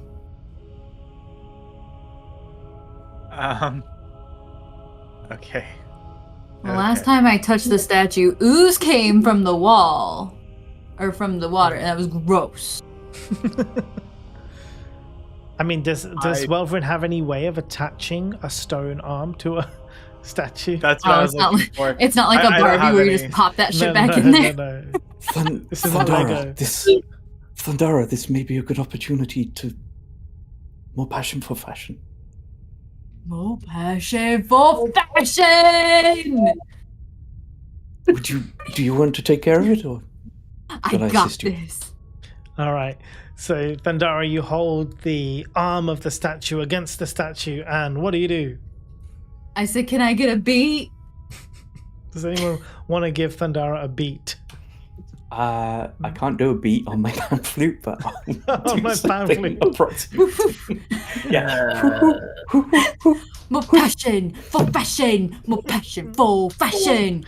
So you see there's like I guess a glowing pink light from around both the arm and the statue where it's attaching. I guess like a kind of glowy pink super glue. As they both kind of attach together, you see the stone sort of on the edges, the stone sort of like a little bit melts and then forms back together again, attaching the arm perfectly back to the statue, putting it back in shape as it used to be. I say to Welvrin, it's nice to see young people learning their skills. I lean back and explain everything that just happened to Marcella. Who obviously no, but Marcella does see the pink glow. True. And I said, yeah, I'm smart and magical now. Marcia actually does see the head of the statue because it's emanating a purple glow as well. Nice. I have a question. Did anything happen from her twisting the head, or was that Well, the she hasn't ooze? Was fully. that She what hasn't. it She, did, yeah, or- well, she hasn't fully taken off the head. Oh, okay. Oh. Well, then. She's very invested in putting this thing back together. Yeah. For fashion. I'll go pull the head off. All right. So you take off the head. Obviously, you see it's empty. Underneath, what you do find, what's interesting, is that as you take off the head, there's like a little, I guess, dip inside, because obviously the statue itself isn't hollow, right? So you've got the threading and then the head is hollow, but in there's like a small little area, and that small little area's got like candles. And so the whole idea of this thing is to like light the candles, and then the head like emits light like a jack-o'-lantern with its hollow eyes and hollow mouth. Sick. Do I still see it? Can I see the candle? So you just see a floating head. As Oh, Welvrin picks cool. up the head, it's just floating. So you just see this floating statue head. Do I know that there's a candle? No, Dasta? I didn't take off the head, Welvrin. only if Welvrin tells Oh. you there is. I'm just gonna go ahead and light the candles. So when you light the candles, obviously it gives out light to the room. Now Marcy can see everything around. And yeah, so that's where you're at now. And then I'm going to go ahead and screw the head of the statue back on. Yay! So now you have a jack-o'-lantern. You put the head the right way around now. It's facing outwards. The demon's face has got like where the mouth hole is. It's like the fangs are cut out. So even as it like emits its devilish smile, it's got fangs there, and where the nose is and the eyes. So now you can, again, there's less light in the room now. It's very, very dimly lit, but there is, a cool looking demon statue. Does it doesn't- highlight anything? No. I was just about to ask that. When, how big is the opening of the head? Oh, you mean like where it was, where the candles are? Well, yeah, like the base of the head. Like when you unscrew it, how big is that opening? Yeah, I'll tell you. Hold on a second. So the statue is. So it's. I mean, it's life size, so it will be slightly bigger than, but probably like Thundara's neck size. So are you? Could I use it as a helmet? Is my question. Probably not. That's Damn sick it. as hell. It is sick though. Maybe you can do something to it to like shape it into a helmet. But yeah, I guess it's Deal hollow the stone. I head. guess it could be okay. Deal the head. That's some Elden Ring shit right there. Yeah. In fact, I like it so much that I'm gonna say, yeah. What the hell? Why not? Hell yeah! I'm taking it back off, and I'm gonna plop it on my head. Okay, so the room lights up once more, and as you then turn around to face the group, you now have this demon's stern face, I guess, over your If head. Thundara wasn't smarter, she'd get scared and punch you in the face. right, I definitely think this needs some art. So if somebody wants to make note that we need a Welverin with a demon face mask on, this is going to happen. Thank you very much. But also, what's really interesting though of all of this is that Welverin's head is glowing purple. Yeah. Badass. So the arm did nothing. No, the arm did nothing. So no matter how dark it is, Marcy will always be able to see Welverin. Why is it glowing purple? It is what it is. And there's no the detect magic isn't showing anything on it? Or is that gone by now? I would say the 10 minutes. 10 minutes. It's probably gone by now. Okay. Okay. Is this everything here? We don't see anything else in the walls. You don't see anything else in the room. All right. I break the arm back off the statue. Okay. I put its finger in its nose. But the nose is on Welverin's head.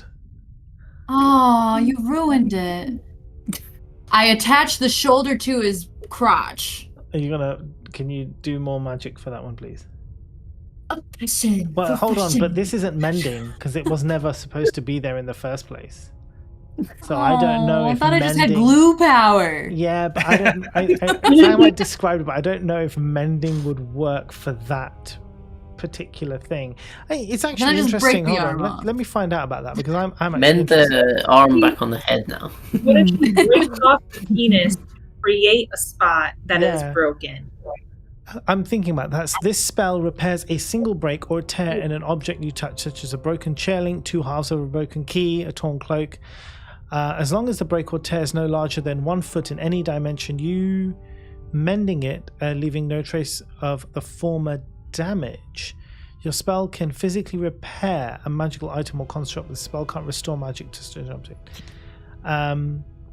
It's interesting because I don't This is obviously the most important thing that we're going to be doing today, so it needs to work. Yeah, I don't see why not. I think if you could break the penis off the statue, I think you could put the arm in place of the penis. I think that would work. I kick the crotch. Okay. You dislodge the crotch from the statue, leaving a little broken stone where it was. Perfect. I break the wrist off of the arm. Mm-hmm. I attach the wrist to the penis part, to the crotch. Yeah. More passion, more passion, more passion, more passion. Glowy lights again, and you see the pink magic glue attach the hand in place of the penis. I say to Welverin, we may have created a monster. I agree. I think we need to leave. What are you going to do with the discarded penis piece that fell on the floor? I put it in my pocket. Of course you do. That's what I wanted to check.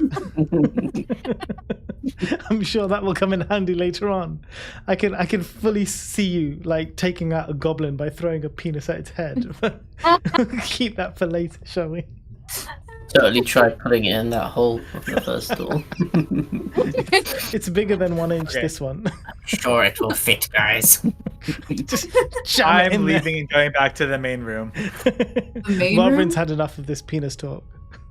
Yes. Onwards.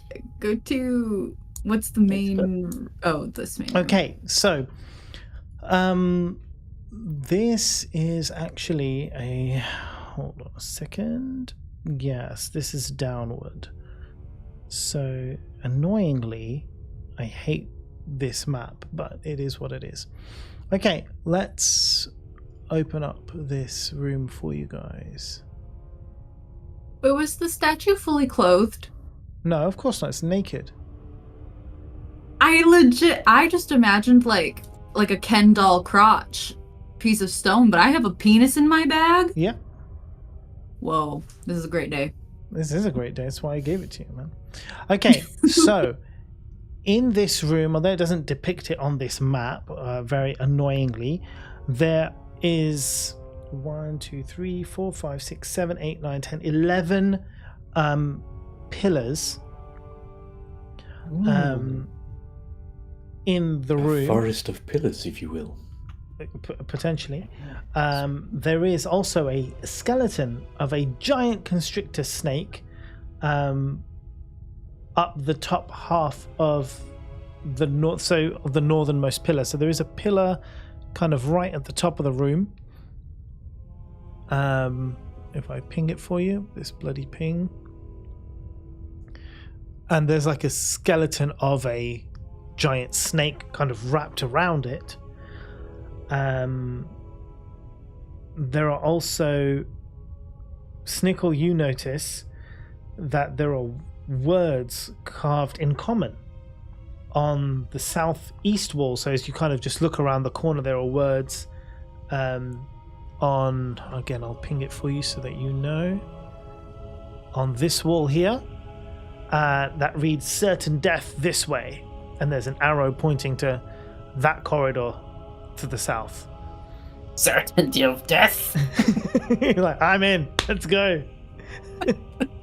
So is Welverin now acting like a jack-o'-lantern? I mean, no, he's not really a jack-o'-lantern. I mean, there's a purple glow emanating from the head, but not from not inside. Enough to see from. Yeah, like you could see that there is a purple head He's walking around, basically but it's not. a main- He's not It's illuminating the area. Yeah. Okay. He's a painted target in the dark. What did the word say? And Certain death Oh. this way. and so there's no living creatures or anything in this room that I can see, right? No. Okay. I'm going to cast dancing lights for my friends that can't see. Yeah, 1 second.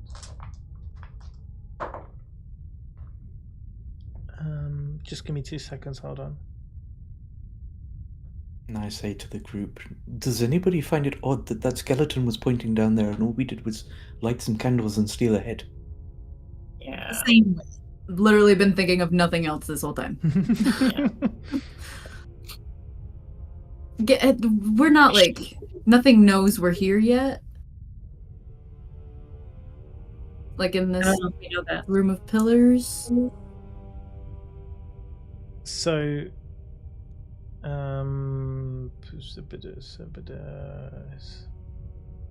you, Snickle, Yeah. there are a couple of pillars here by this exit, and as you guys are approaching, you walk down the staircase, or you at the top of the staircase, wherever you are, and you're looking around, and so noticing it, you very quickly see, just at the corner of your eye, the shape of two creatures, quickly but silently running up those stairs on the opposite side of the room, and then they're gone. It's literally like, as you were coming down, just out the corner of your eye, you just see like a shadow of two creatures running away. That was weird. Everyone sees this, right? No, just you. Oh. Shh. We're enemies. Ran away through there. What if they're friends? No friends in the dark. If they were friends, they would have said hello. That's a good fucking point. We could be very intimidating, though. You can be. He is wearing a purple demon head. It's true. +1 intimidation. That is actually a good point. I do want to do that. I want to give Welverin +1 intimidation because of the glowing head. I like it. I like that a lot, Snickle. Thank you very much. You take 1 inspiration point if you don't already have one. That's great. Damn it, I still have one. We will. We all still have one, I swear. What we'll do while you are now in this room of pillars, we'll take a quick break so you can kind of decide and think about where you're gonna go. There's 3 ways out of this room.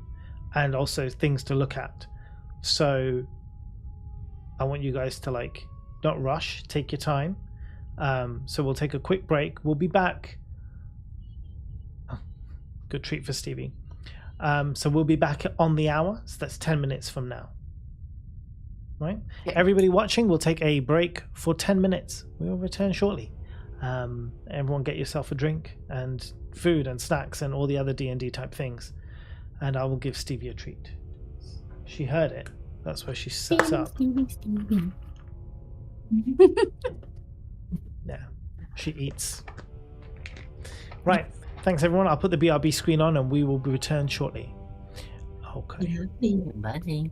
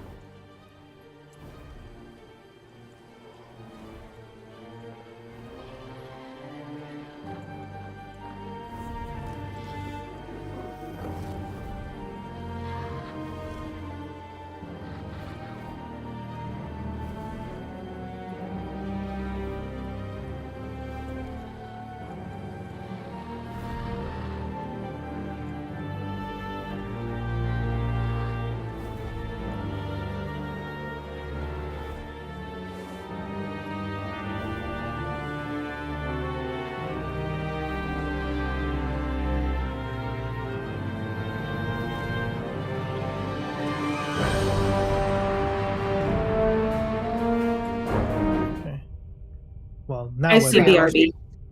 Okay, I'm just going to reduce the volume because people are saying that the music is too loud. So I can't hear any music right now. Oh, it's very little. Yeah, it's there. I'll reduce it. Okay, that should be better now. Hopefully the music is not too loud. Seb, thank you very much for letting us know. Right, we've had our snacks, yes, drinks. Stevie's been fed. Okay, so if everybody is, if everyone's ready, we will continue. So, in the room, as we've described, there is a snake skeleton halfway up a pillar, and the words "certain death this way" pointing at the south entrance. Otherwise, the room is full of pillars, and anything else it further would require an investigation from anybody who wants to look around. I'm gonna say to the group, if you would permit me, Claudia could investigate on our behalf. Yep, you want to roll I like it. investigation for Claudia? So Claudia is gonna scuttle off, and my eyes are gonna go white as I fully bamf into Claudia, and I'm just gonna scuttle into the room, and we want an investigation with crab stats. Crab stats. Oh, it's not going to be good. That was a 6 on the dice. Which one is investigation? Intelligence? Yes. Yes. That is -5, so 1. Claudia obviously doesn't find anything. And even as Claudia is wandering around, even with crab sense, bumps into a few pillars on the way. But what I'm then going to do is I'm going to go into each of the 3 exits with Claudia. Okay. Go And to the just get a bottom one last. Yeah. Top, middle, then bottom. Yeah. I don't know if I told the red. I assume you'll And find I'm it. just going to kind of go in enough to get a general sense of what Yeah. what is around. That's fine. So ooh, that was ping again. I didn't mean to ping. Apologies. So on the top one, it's okay. So what you can see on the top one is more corridor with an opening, a little bit, and then an opening at the top. So if you go up to the top, you'll be able to see what you can see there. There's a few openings. On the left, it's a room, another corridor kind of keeps going out with various little recesses in the wall. And then to the south, well, as far as Claudia can see, it's just a long corridor.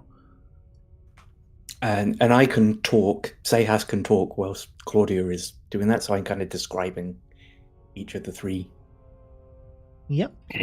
corridors to the group. You could have done that all along.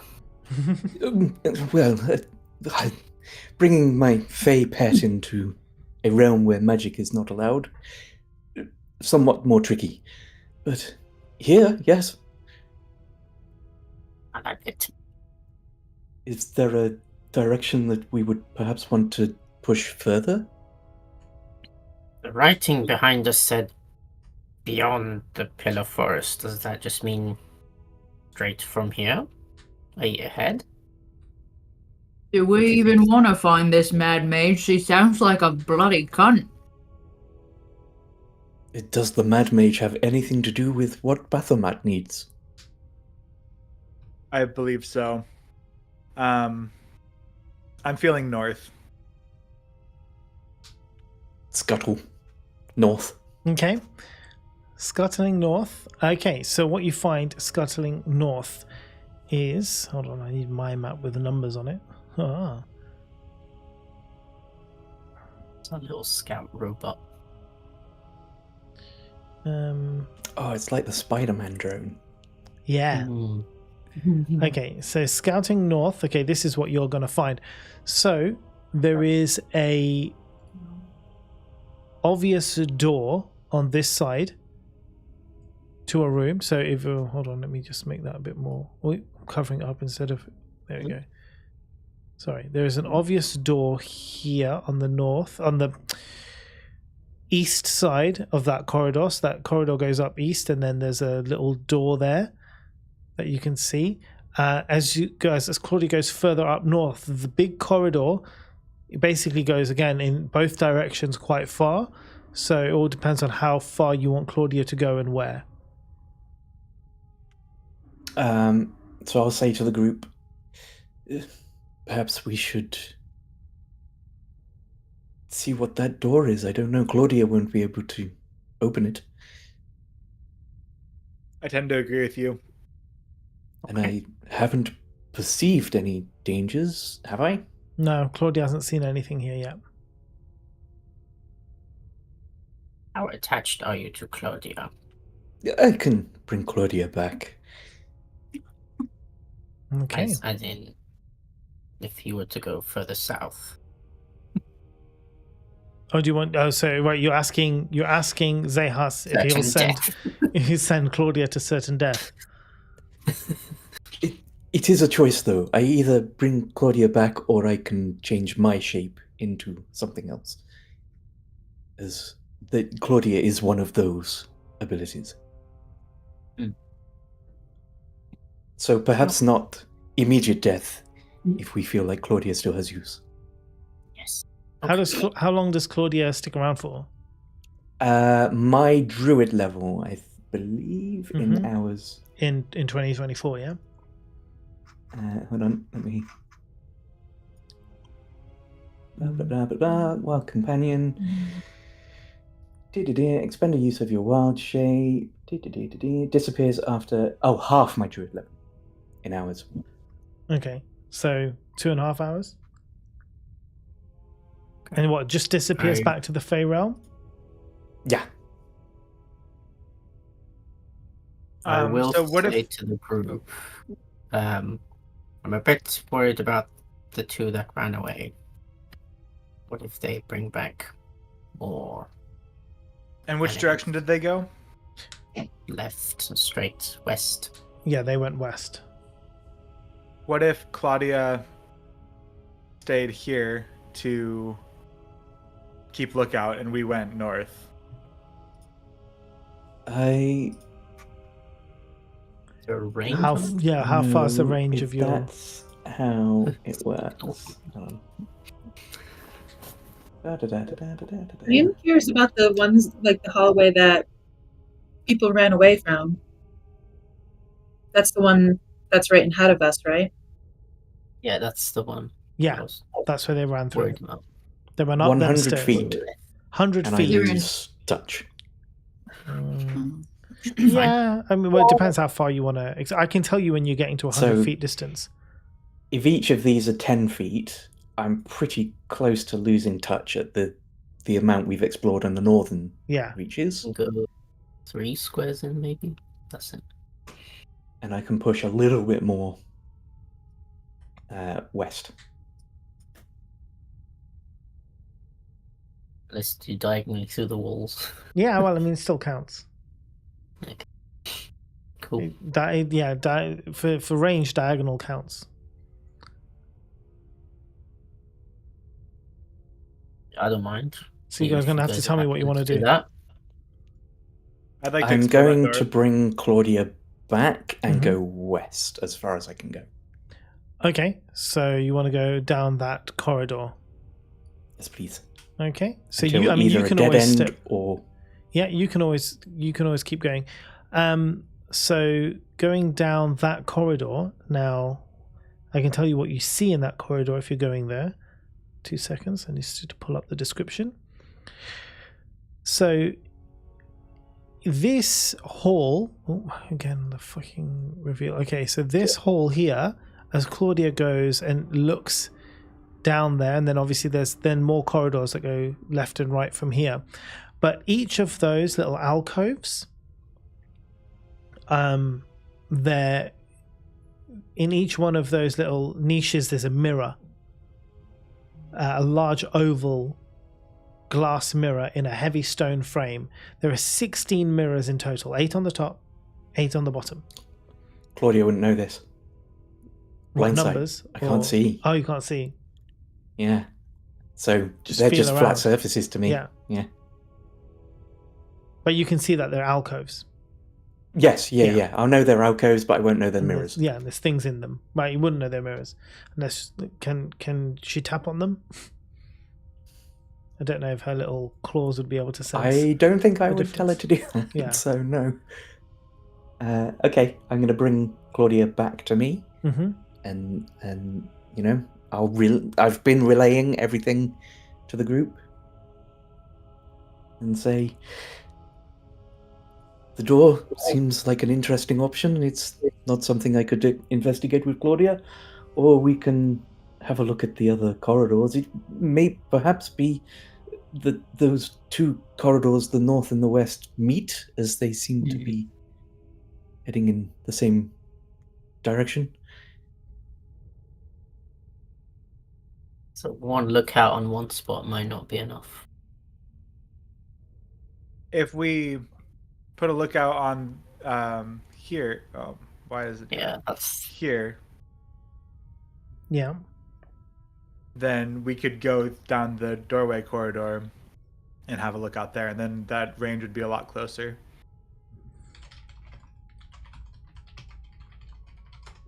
Okay. either way. If they're coming back with more, they will come back with more, and we deal with them. But I love Snickle. It's just like, okay, let them come. But if we were to Why am I chase, they blurry? wouldn't Sorry, bring I them just back. realised I'm like dead blurry.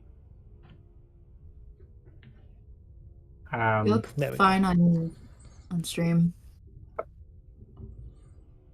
Wait, Oops. it should be fine. We got this. All right, I'm going to the door. Okay, awesome. Right, get your ass up there. Now, the door isn't locked. It will open. And I'll open it for you in just a second when I know what's inside. When I can describe to you what's inside. And Ah, I'll plop open it Claudia in the quietly. corridor. I'll plop Claudia in the corridor where yeah. Welvrin kind of said. Okay, And keep a so telepathic link. in here, what do we see? What do we see? What do we see? Revelio.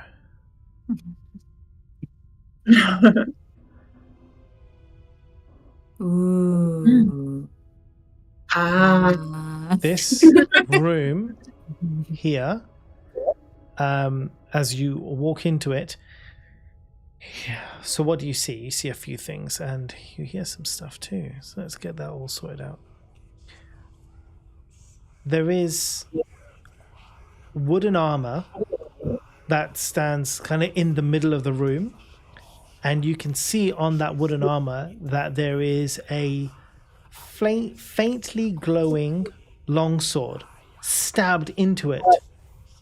At the bottom of the armor, there's I guess the remains of a hand and dried blood. You can hear whispers coming from above you. Every now and then, you can see there are vents in the ceiling, and you can hear voices coming from them. And there is a door at the bottom here. It's not pinging, but yes, at the bottom here, there's a door that actually goes back into the corridor where the demons were. There's a secret door that only opens one way. Can we make out what the voices are saying, or is it just nonsense? It's just talking from above. So what it is that the vents and the shafts go up into the city above. And so there are various establishments. And so what you're hearing is just the sounds of like talking very distant, way up high, as it travels down through these shafts and vents into the room which you're in right now.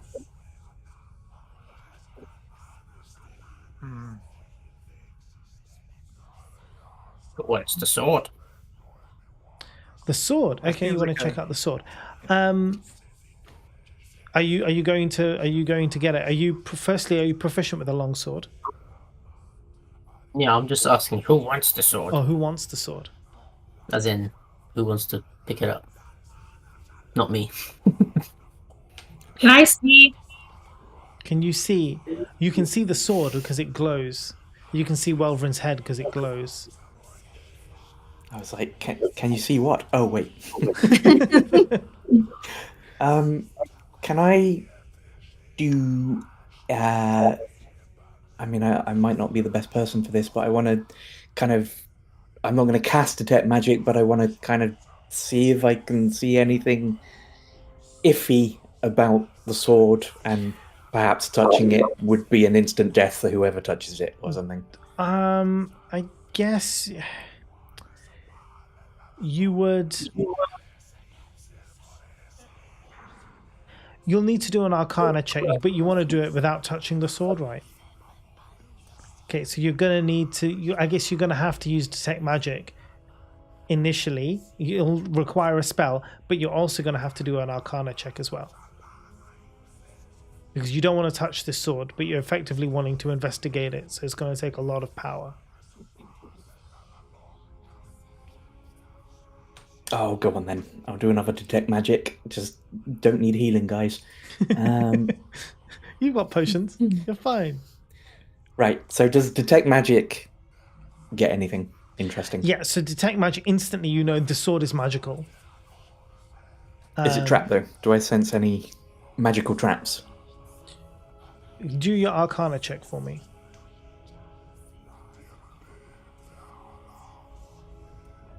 6. I'm going to use my inspiration. Oh yeah, that's a good idea. Better. Nice.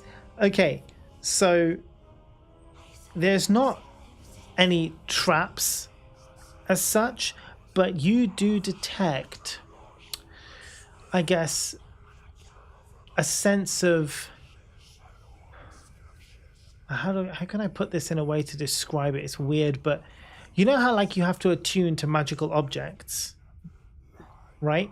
This magical object attunes to its owner. It's like a reverse attunement, if that makes sense. Like it's cursed? Yeah. Kind of. Are you giving me that? Would I be able to say to the group? I would to say it's a curse, it's kind of like it's tricky. It's tricky to kind of to say like, oh, I guess it depends how you look at it. It's definitely imbued with something. Whether that's good or bad depends on, I guess, who has it. Okay. I will relay to the group. I'll say there's some interesting magic on this. It seems like it might bond in some way with whoever touches it. Whether that's good or bad, I don't know. What does the sword itself look like? It's just a long sword, but it glows. What color? You know what? The good color or the evil color? So right now, it's just kind of glowing like a yellowish color, but depending on who holds it, will change the color. Yeah, a blessing and a curse, Devour has said. A blessing and a curse. That makes sense. I know that Zehas cast Detect Magic, right? Yeah, he had to do a spell, yeah. You're familiar with what I do now. Yeah. Zehas, this helmet that I've fashioned, does there appear to be any magic on that? Yes, you detect the magic from the helmet, but it's not... Yes, I detect magic from the helmet. It is not... it's not malevolent in any way. It's literally just like a light. Like, here, shine. That's it. And the magic between the sword and the helmet aren't No, it's very, very different. similar. I want. You're fine with the that helmet. sword. It's just illumination. You want that sword? I won't. Well, like Thundara doesn't know it changes colors, but Shasta has heard that it does, and how sick is that? Look, man, I'm not going to stop you, okay? This is your... Be careful. It's your choice, but know if it is cursed or bonds you in a bad way. I don't believe anyone here can help you. Great. Okay. Looks bigger. I'll Is leave there any this writing on the one. sword or anything like that? No. Okay. What type of magic is it? on the sword? It doesn't state here, but I'm. Hold on, I will find out for you because I would like to describe it as best as I can. Need to Google.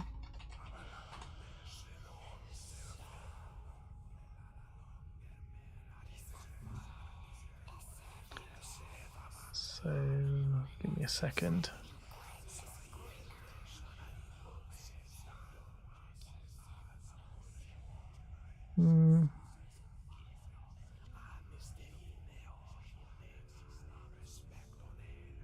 It doesn't really fit into. If I'm trying to.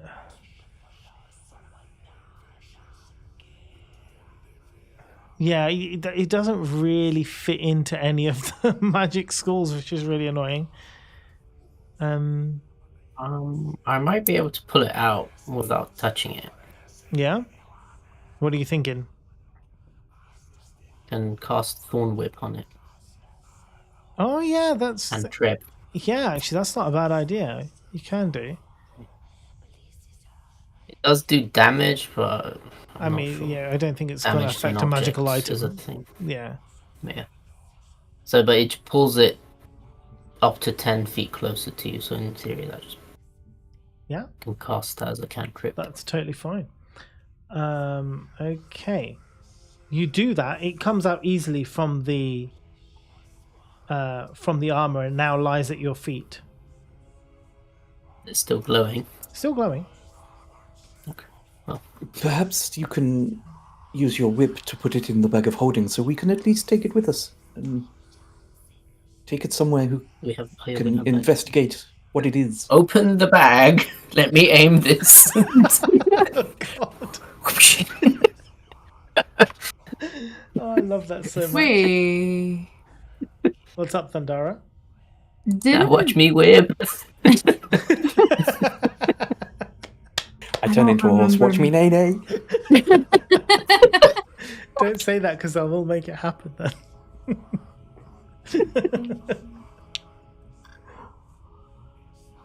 I thought, or was that when I played? Maybe it was when we were looking at what I was going to use as spells for my bard. But I thought I had Mage Hand. You do have Mage Hand, you just don't know it yet because you've not read your book. I've been reading this whole time. You'll be when you have the next long rest is when you'll be reading your book. I read during the last long rest. You did read some of it, yes, but that's why you now know how to... Yeah, you told us we had a long rest before we started. No, you just got your stuff back. But no, the next time Thundara has a long rest and she chooses to read the book, then she will learn some more things. I'm saying right now, in the next rest, I'm reading the fuck out of that book. In the next rest. Let it be known. Yes. I'm leaving and going this direction and then up to this corridor. Okay. Welvrin's off. Does anybody follow Welvrin? You've got the sword in we the bag of holding. successfully- Is it in the bag? Yeah, it's in the bag. Oh, okay. Then yeah, we follow. I follow. Let's go. Okay, coming up to this top corridor now. Obviously, in each direction, you can't really see more than 60 feet, so you're going to have to choose. Are you going to go left or right for me to then reveal? I say left. Left? I have 120 foot dark vision. Okay. I mean, it's still a corridor. Okay. Okay. But I will open it up for you.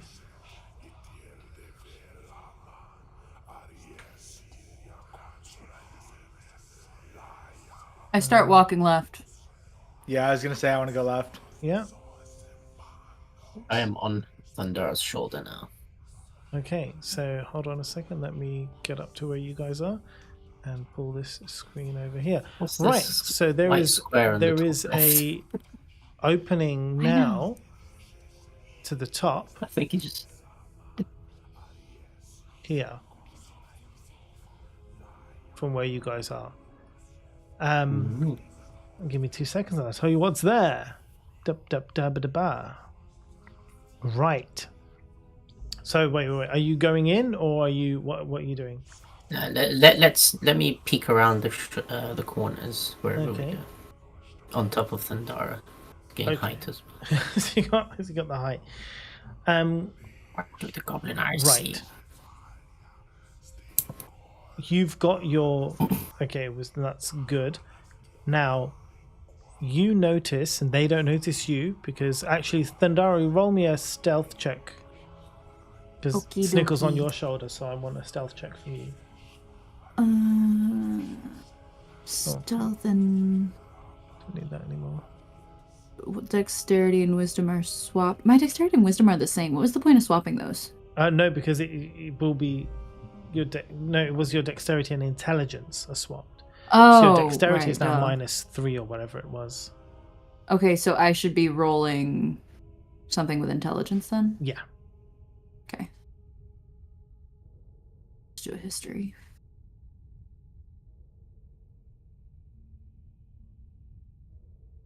Um, 10. yeah. It's okay. Right, so as you kind of look into this room, you can see it's a 50-foot square room, and there are 5 pillars around in a circle around the center of the room. The way they're shaped is, I guess, well, I say like a circle. It's basically a square and then one in the middle, right? And they're made from humanoid bones. So the bones of like elves, dwarves, halflings, humans, all those creatures, basically. You also notice, and on top of that, they've been painted black. And you also notice 2 creatures floating. Now, I'll tell you if you know these creatures. I'll tell you who knows these creatures. Where were these skeletons? I missed it. No, the pillars are made of skeletons. Oh.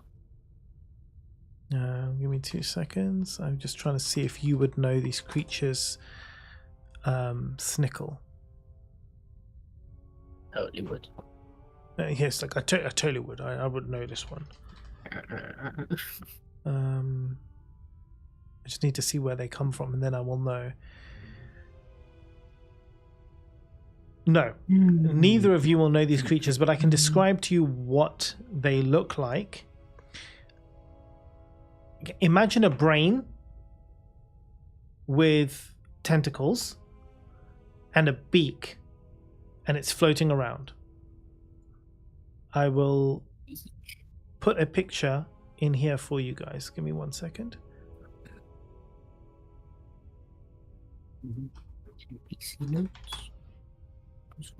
If you look on the stream, you'll see what it looks like. So there's 2 of these things floating around the room. Gross.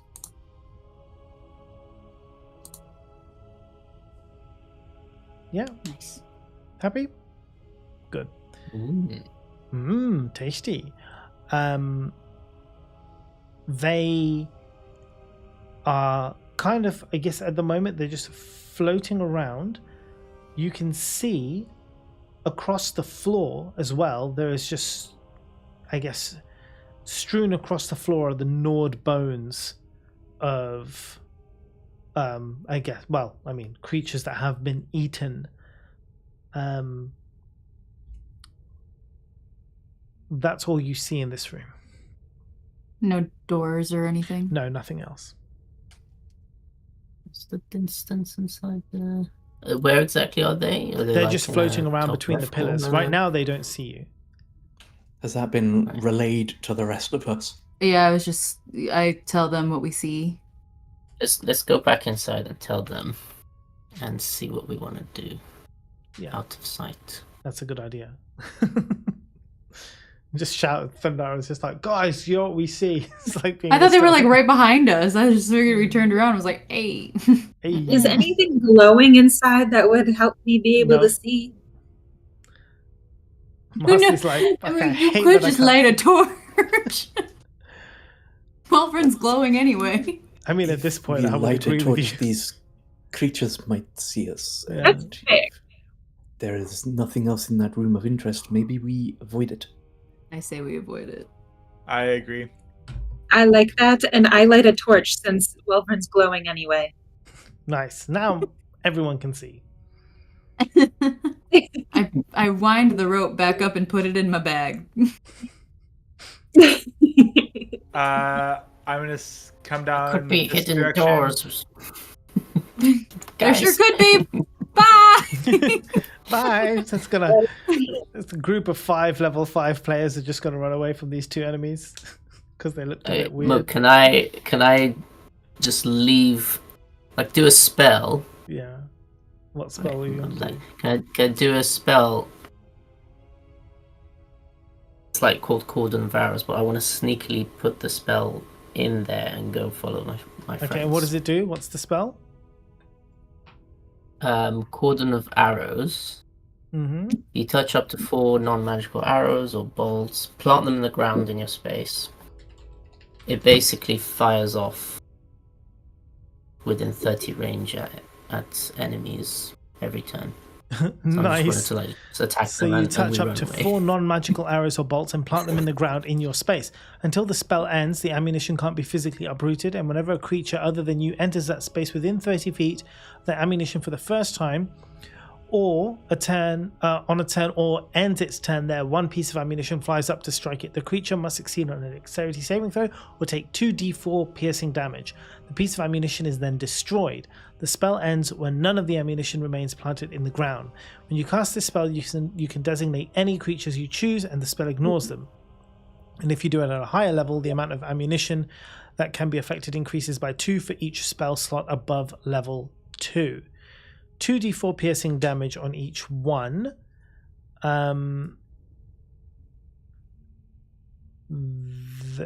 Yes, you can absolutely do that. I don't see why not. But you want to do it sneakily. Just want to.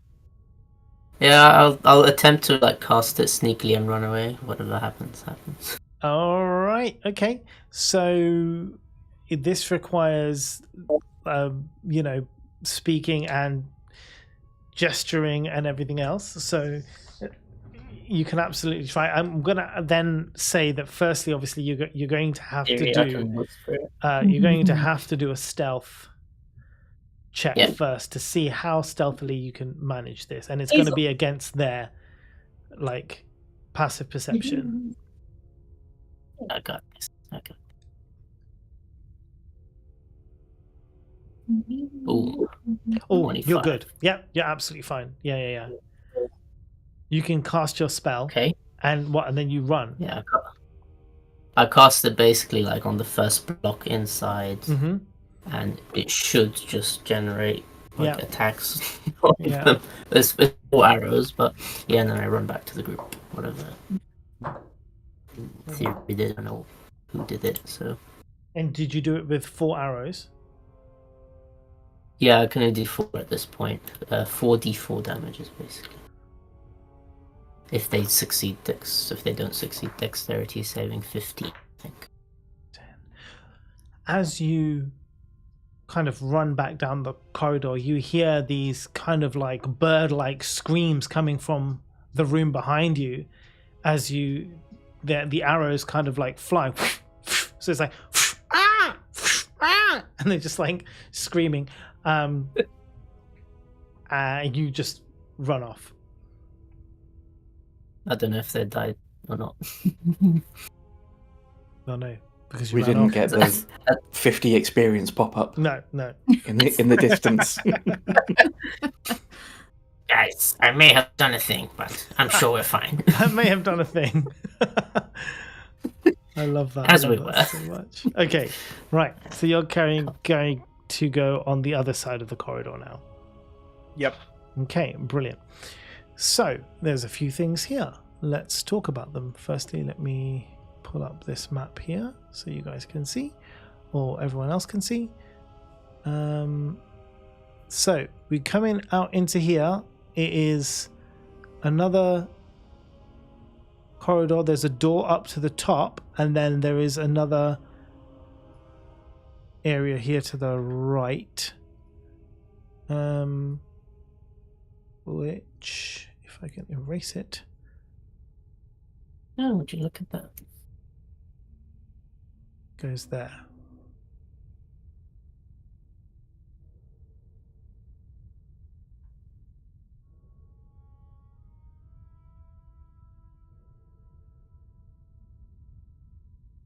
As Snickle comes running in to the rest of the group, I'm going to be like, "Did they see you? Are you hurt? Do you need healing?" Oh, I'm good. Or sneaky. But Huh. if we get someone on our tail, Yeah. let's Yeah. beware. If someone comes after us, it's nothing to do with me, guys. Nothing to do with me. Nothing. I did it quietly. Okay. So yes, there's a door there, and then there's a corridor here to the front. As you notice that the corridor, as it goes up to the front, there is another alcove going to the north, and then there is a door going to the south. This, for those of you who have their navigation skills on, which in this case will definitely be Snickle, this is the other end of that initial secret door that you found. This opens back up into the room where you started at the very beginning, which had the 1-inch glory Definitely hole. footsteps here, guys. Be careful. And it's not floaty things. Footsteps.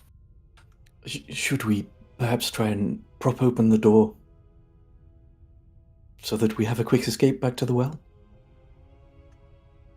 I suggest that Could be we the not other do end. that. Oh, yeah. That's not a bad idea. Yeah. So you open up that door on the south, and obviously it just opens back up into the well. There's nothing there. It's the same as it was before. It's already empty. So you can find something to prop it up with. That's totally cool. As you do that, obviously you pass by the top side here, so you see a bit more. There is another door leading into a room, and then further corridors above going up there. Is that door on the left of there? Yeah, so you've got a door here where Welvin is, and then there's another door up there. On the west side of that Yeah, bit is the a west door. side of that corridor. There's Okay. another door there. I don't know. Where should we go, guys? I'm gonna just go ahead and knock on this door that I'm standing in front of. Okay. You're going to knock on the door. Knock on the door. Okay, hold on I'll a second. keep a lookout down here. Right, so give me 2 seconds, as I just need to see what's going on here. And to complicate things for you, Claudia is going to scuttle north. Nice. Northeast, right?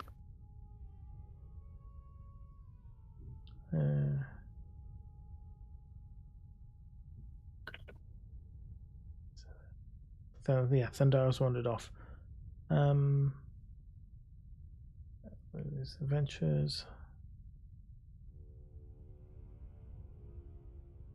Okay. I will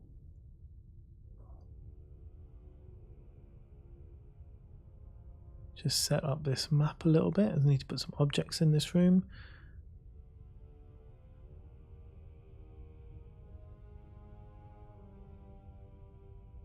And I need to refer to my notes. Okay, let's see.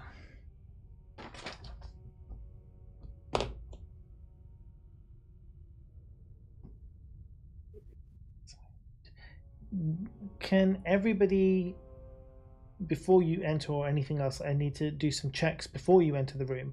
So can everybody roll me an insight check, please? Should I skip that because I'm doing Claudia's road trip?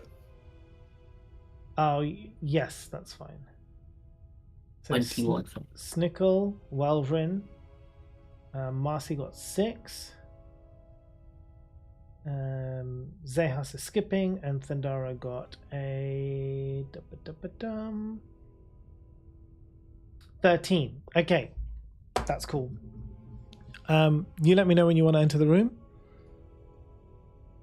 Now. Okay. Let me open it up for you guys.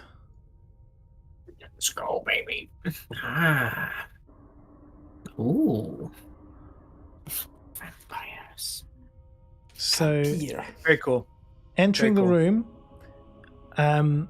you see that there are several exits from the room, one directly ahead of you. Then there's another room up to just above you, another room up above that, and then there's a staircase at the very top. Within the room, you see 6 vampires. Well, Marcy, Thundara, and Zehas see vampires. Snickle and Welvrin, however, looking a bit closer, can see actually these are very, very good vampire disguises. Those aren't actually vampires. I'm not there. I'm not anywhere Oh, near you're the doing, room. you're Or doing 8. Claudia things. Yeah. What, Snickle? 8, right? Or 6? Oh, sorry, 8. Yeah, I said 6. There's 8. Yeah. Okay. And so as you enter, Well, the first, Yep, I'm in. the closest vampire to you, kind of, he he looks at you and very menacingly puts his fingers together and turns to face you, and he says, "Ah, we have been expecting you." If I hear voices, I'm going to drop Claudia and head to the room. Mm-hmm. But how far did I manage to see northwards? Sorry, which direction were you going? I missed that completely. I'm sorry. The corridor where I'm stood at the bottom, I sent Claudia north. Ah, yes. Okay. Yeah, no, so in fact, that's actually brilliant, because what you see is it just loops back around into this same room.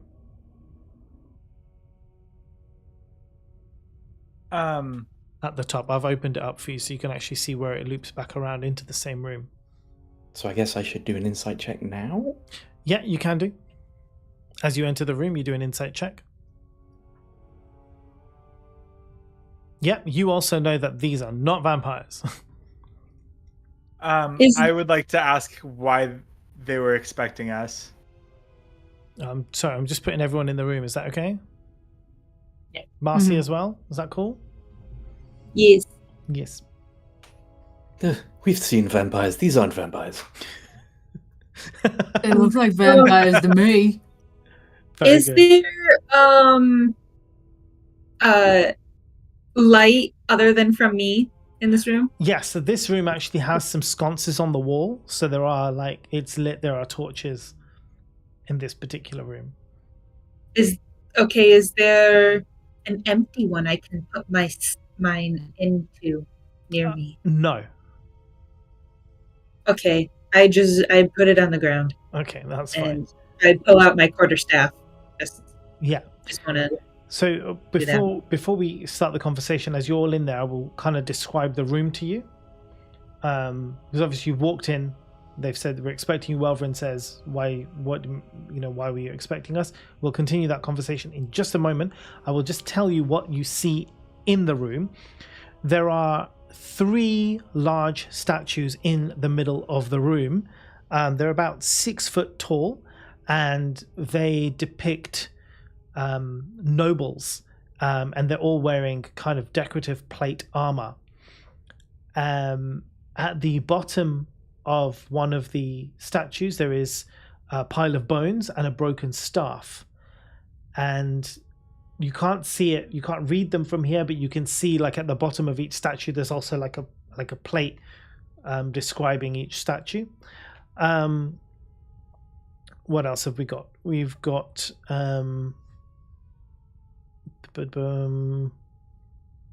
nothing else that you can see instantly. Yeah, that's fine. So yes, right. Yes, so he speaks to you again. We heard you coming as you entered the other room. We have been watching you.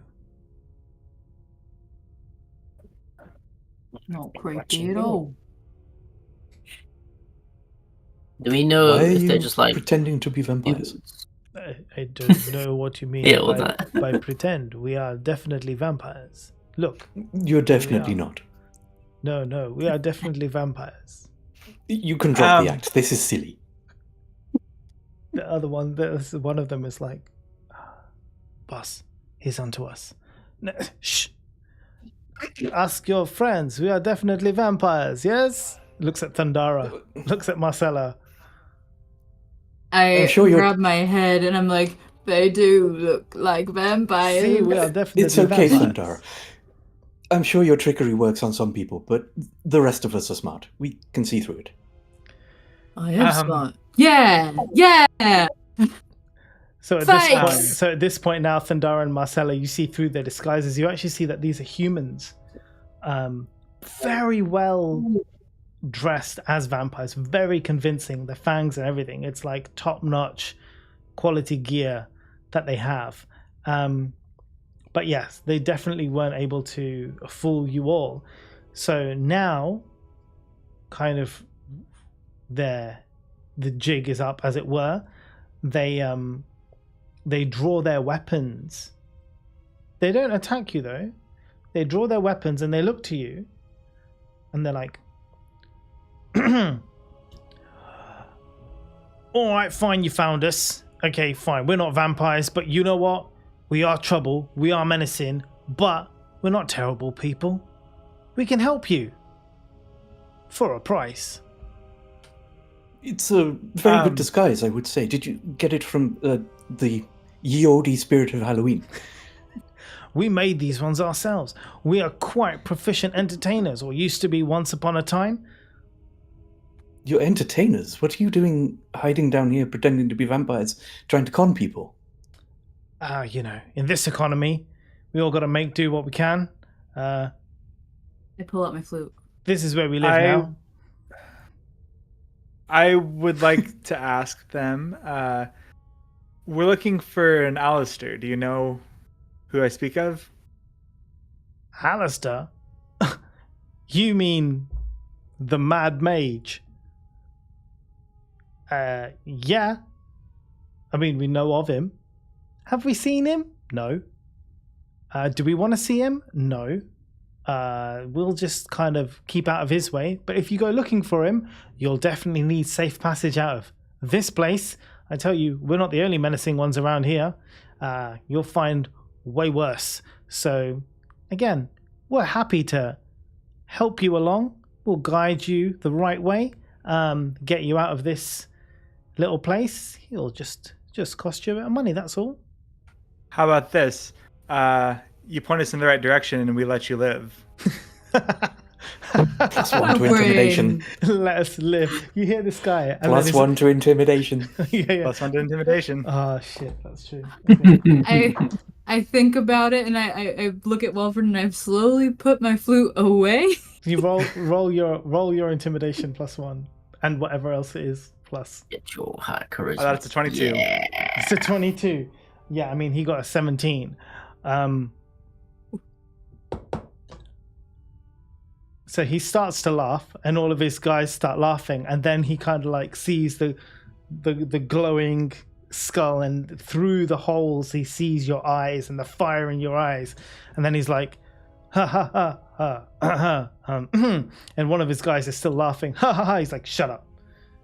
Sorry, boss. Yes. I see you're not to be messed with. Okay, look, maybe we can come to some sort of agreement, but you're going to have trouble, not from us. Not from us, we wouldn't cause you any trouble.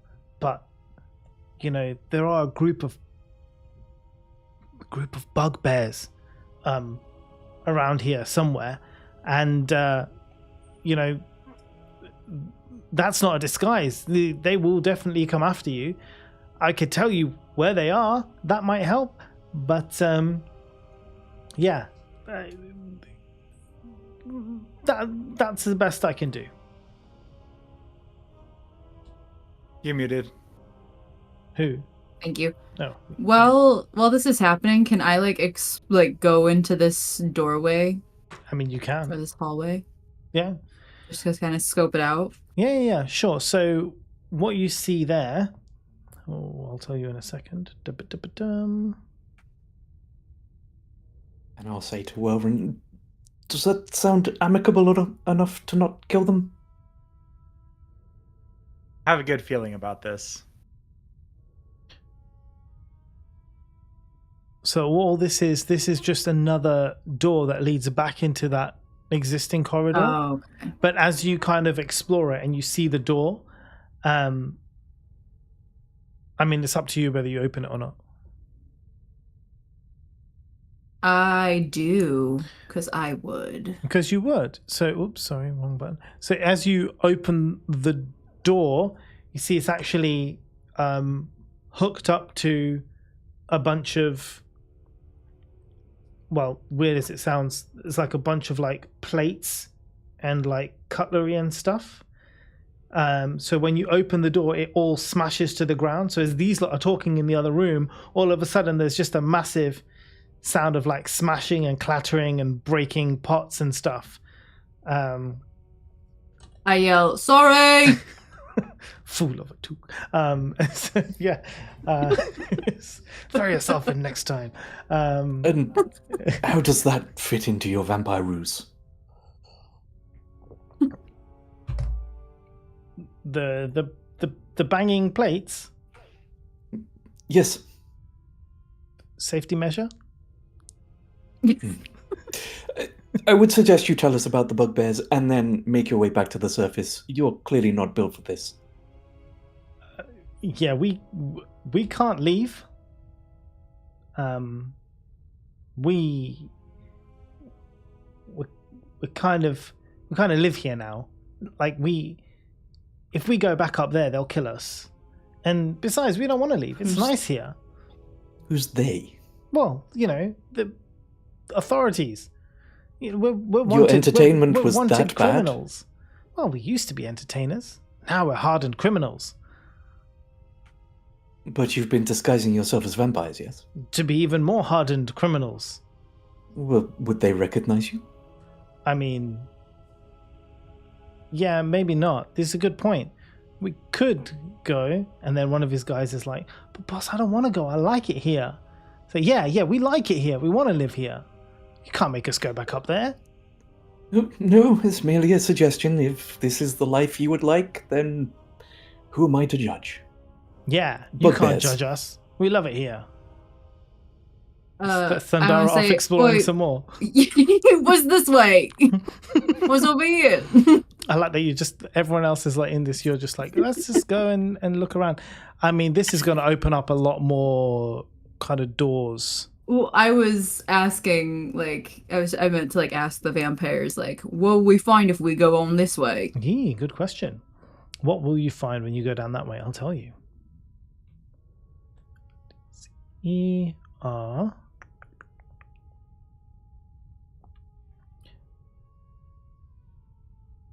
Yeah, so that's all of all of those rooms that you see around there are all their sleeping rooms.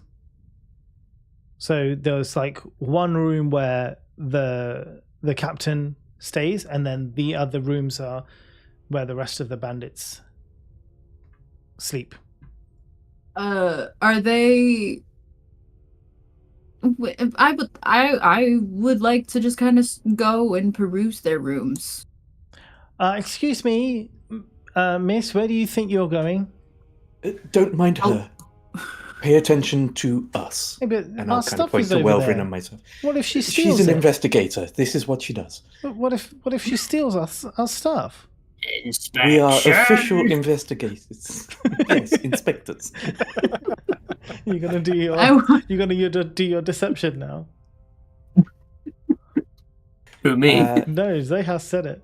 Yeah, it's not one of my strongest, but I can. But I'm already in the room, just to be clear, and I would love to know what's here. Well, no, but that door's locked. What about this door? The doors are locked. Deception's that a natural 20? Yeah. Oh my god. Yeah, it is. hold up. Investigators? For what? We check the safety of people's abodes, and this is why I would urge you to go back to the surface. Your abode here is clearly not up to the standard, not up to the code, as it were. I didn't realize inspectors came down here. The safety of the city's people is of paramount importance. He makes a good point, boss. You know, they do care about the city, and we are technically still in the city. Yes, I mean, I suppose we are, but it's still a bit.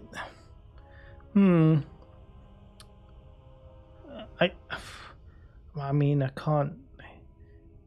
Look, I don't want any trouble. Just let your investigator just go and look. Here's the key. Passes you a key, Thandara.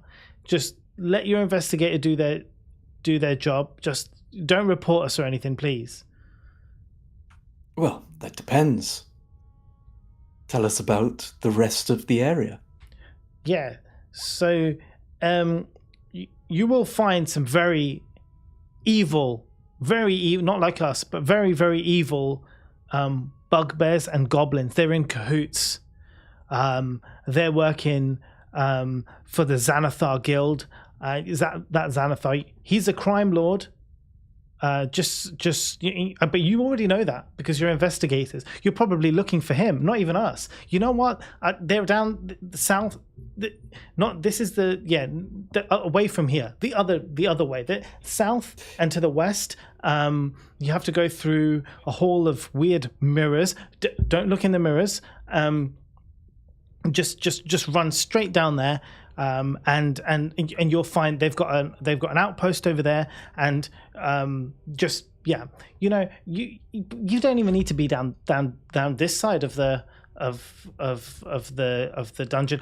Why don't you just go over there and sort them out, because they're the troublemakers. We're not us. We're definitely we're good. We don't cause any trouble. Alistair is a resident of the city. If we wanted to investigate him, which direction should we go? I'll be completely honest with you on this one, sir, your Majesty. There is a door that kind of goes somewhere, but we don't know because we can't get through the door. So we kind of just stay up here. Every time we try to get through the door, it just pushes us back. So we kind of stay in this area, but we're keeping the goblins at bay because we know how much trouble they would be if they got up the well. So that's why we're here near the well. We stop them if they ever wanted to get out. We're doing service. We're doing good for the city. Can you do an insight check? I'm also gonna whisper to the guys, ask him about certainty of death. He doesn't. He's completely lying. Like, he's obviously not protecting from the bugbears. There are bugbears, but they're not protecting the city from bugbears. I'll sort of placate him a bit and say, well, that is very noble of you to protect the city in such a manner. We will take that into advisement in our investigation. I always says you was noble, boss. I did say you was always noble. I know, yes. Yes, Stuart, I'm very noble. Yeah, noble. We have some remaining questions. My colleague here wishes to know about the corridor that says certain death. Yes. So that one that says certain death. Yes, that would be correct.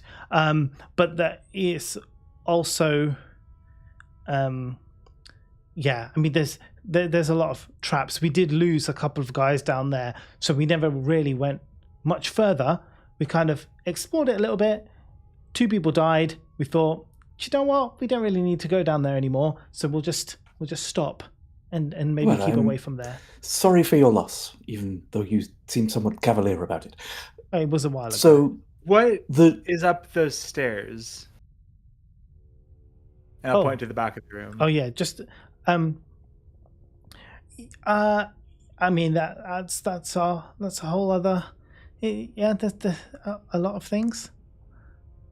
I guess. I mean, it's big. And we could sit and explain it to you, but like it's huge.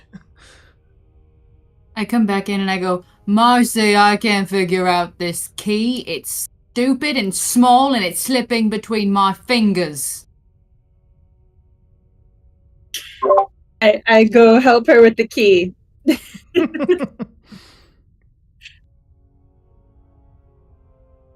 Thank We'll you. very Before I quickly. leave, I'll very before I quickly. leave, I say, ask about the brain people in that room.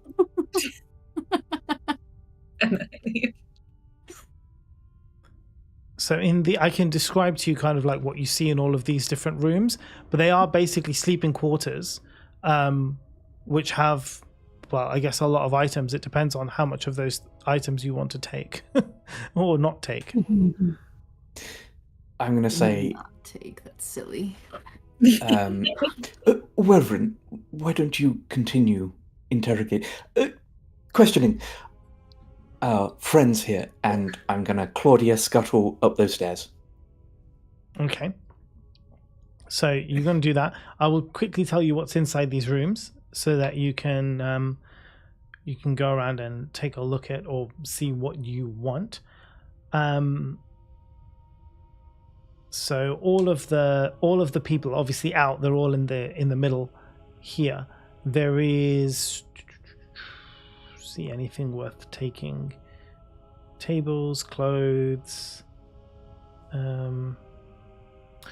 treasure. Okay, Treasure. you've got stacks of coins. Do you want to make a note of these coins and take them? Yep. Or do you want to leave Yes. them there? Okay, No. you They're take ours. them. All right. 220 copper pieces. 91 silver pieces. 85 Yeah. gold pieces. You writing this down? Shasta is, yeah. Mhm. And a silver ring worth 25 gold pieces. Can you read Dwarvish? Nice. I don't think. I Okay. can. I can. No. Dwarvish. You're not there.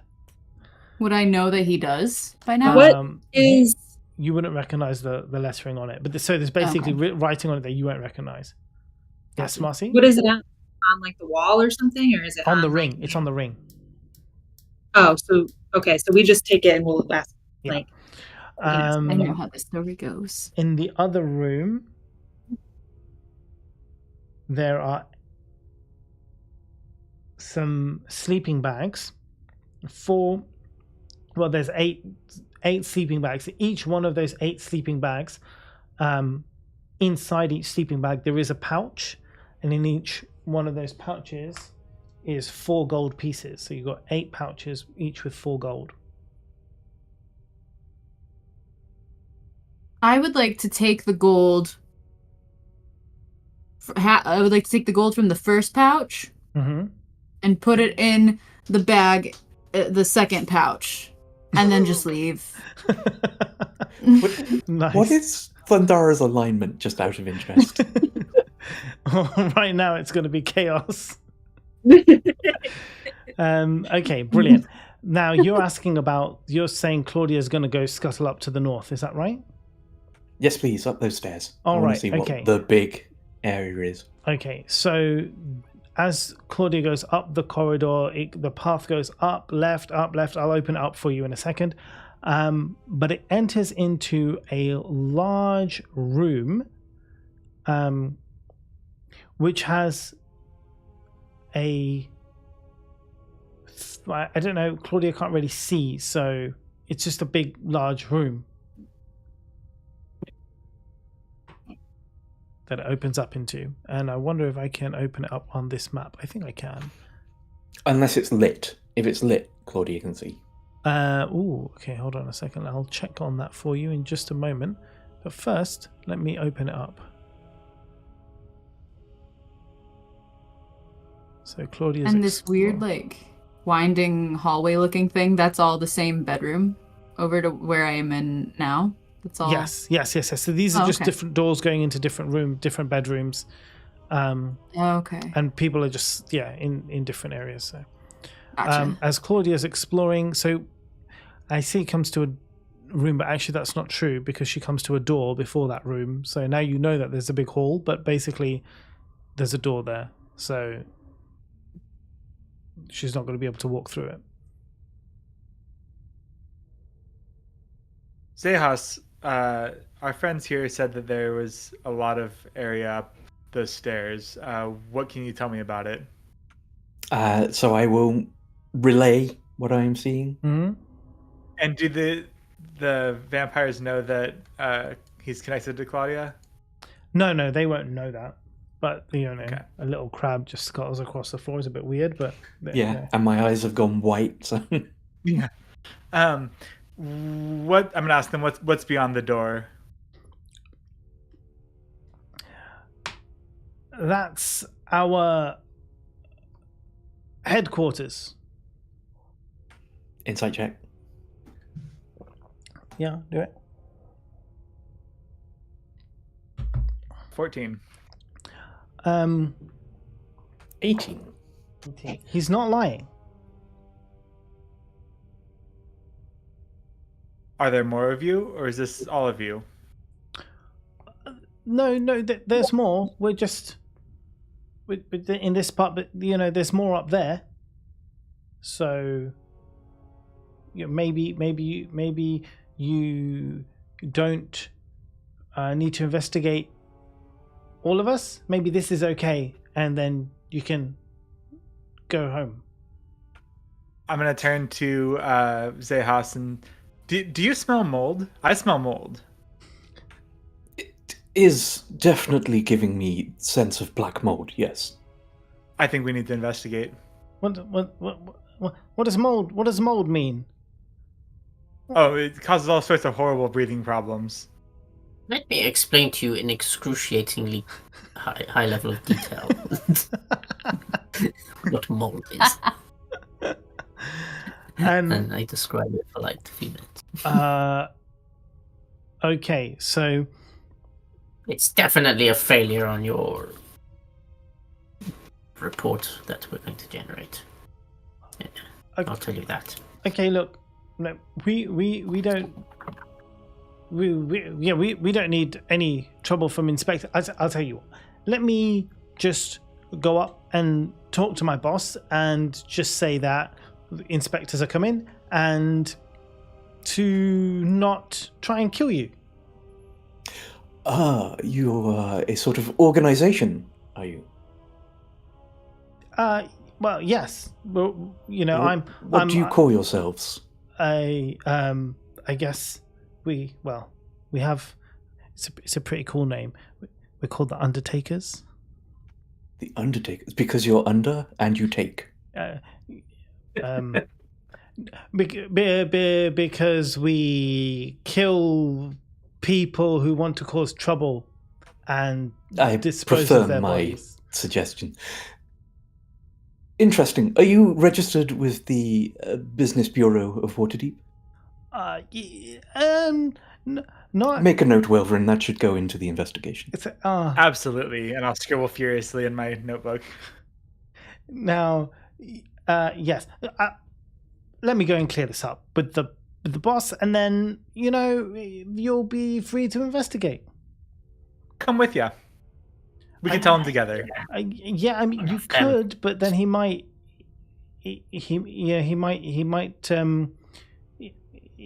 not take kindly to me bringing in a stranger. Like if I told him up front, he might be more amenable to the idea.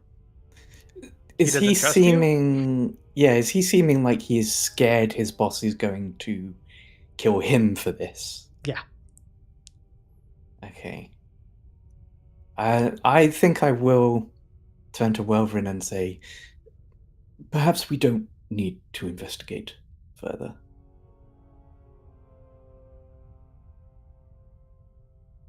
Not every battle is worth fighting.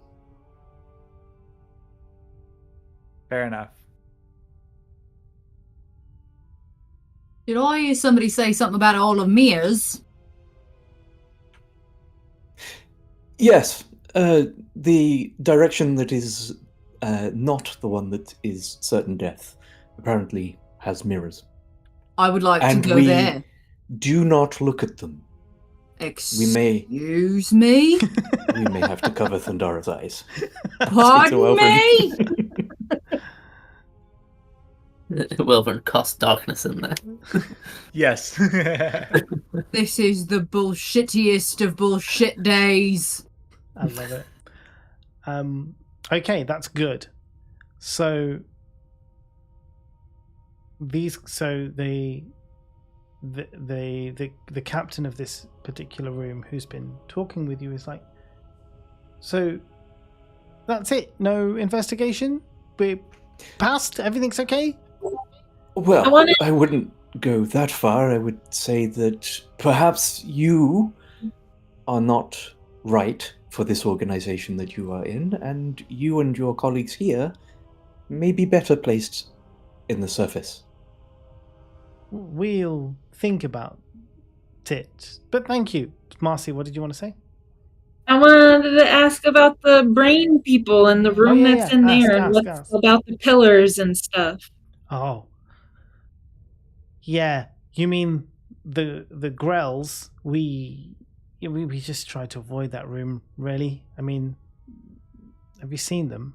They're disgusting. What about the forest saying? The forest of pillars. Beyond the pillar forest, the Mad Mage waits, casting spells behind magic gates. What does that mean? The Mad Mage is Hallister, and I mean, I've already told you we couldn't get past his door, so maybe it's that. But where did you see this? So far to get through the door. Hmm? What have you tried so far? We tried to walk through it. You guys are brilliant masterminds. Thanks. They're very smart. Okay, I'm done. All right. I will, bid them farewell. And I'm going to come back down to that main room where the 11 pillars are. Okay. Pause there. Yeah, go on. Go on. Before I leave the room, I whisper to one of them and say, "There's a thief in your midst." And I walk out. You roll a deception check for me. It's not quite deception, is it? No. Somebody's bag has extra coins. It's not deception. You're the thief. There's a thief in your midst. Yes, there is. It's you. Frack is deception. Oh, there it is. Ooh. I stay quiet and I leave the room. Wait, what did she say? Inspiration. Wait, she said there was a. She said there was a thief. And quickly runs back into the rooms to check their stuff. He's the thief. He ran back first. She did it. Okay, brilliant. Right, so you guys can place yourselves at the Hall of Mirrors, and that's where we will begin the next time. On the way there, I will say to Welverin, I apologize for distracting us away from exploring the northern areas. He was clearly afraid, and I don't think it would have been worth our time. Here's what I'll tell you is we need to get through the pillar forest, and this room has 11. The second room that we were in had 5, and that room had 3, which to me indicates the thinning out of pillars. So I think that it'd be wise to explore that if this isn't fruitful. Nice. Well, guys, that's time.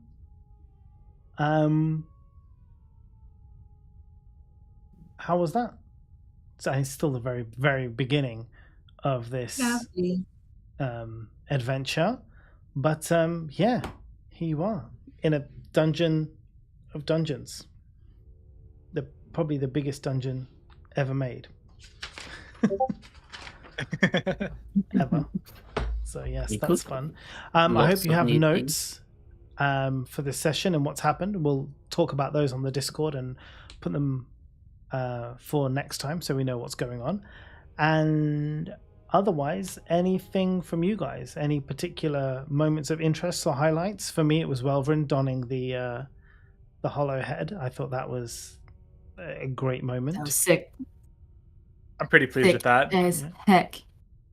I also like Snickle Thorn whipping the sword into the bag of holding. That's gonna be our new stealing. This is how we take everything now. You just Thorn whip it away. Someone in Twitch commented, "Snickle whips it out." That's good. That's I very, liked very it. good. Great. Well, thanks everybody for watching. We will be back next week.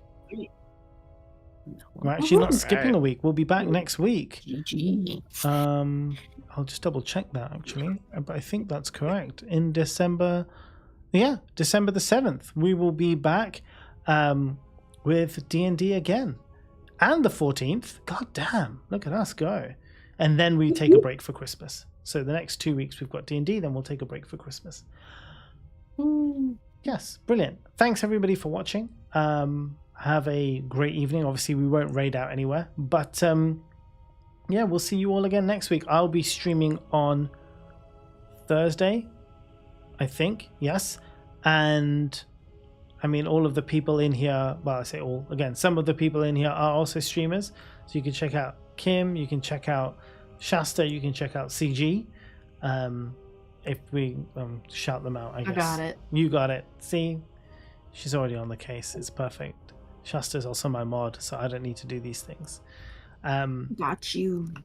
You spelled casually geeking wrong, so that was already a good. No, I copied it directly from his thingy. Oh, is it 2 S's? Is it 2 S's? What happened? No, it's not. I don't know what's going on. That's sweaty. Oh man. Shut up about it. I got it this time though. Okay, well done. Thank you. But you shouted yourself out, so that was great. And Kim, great. Yep.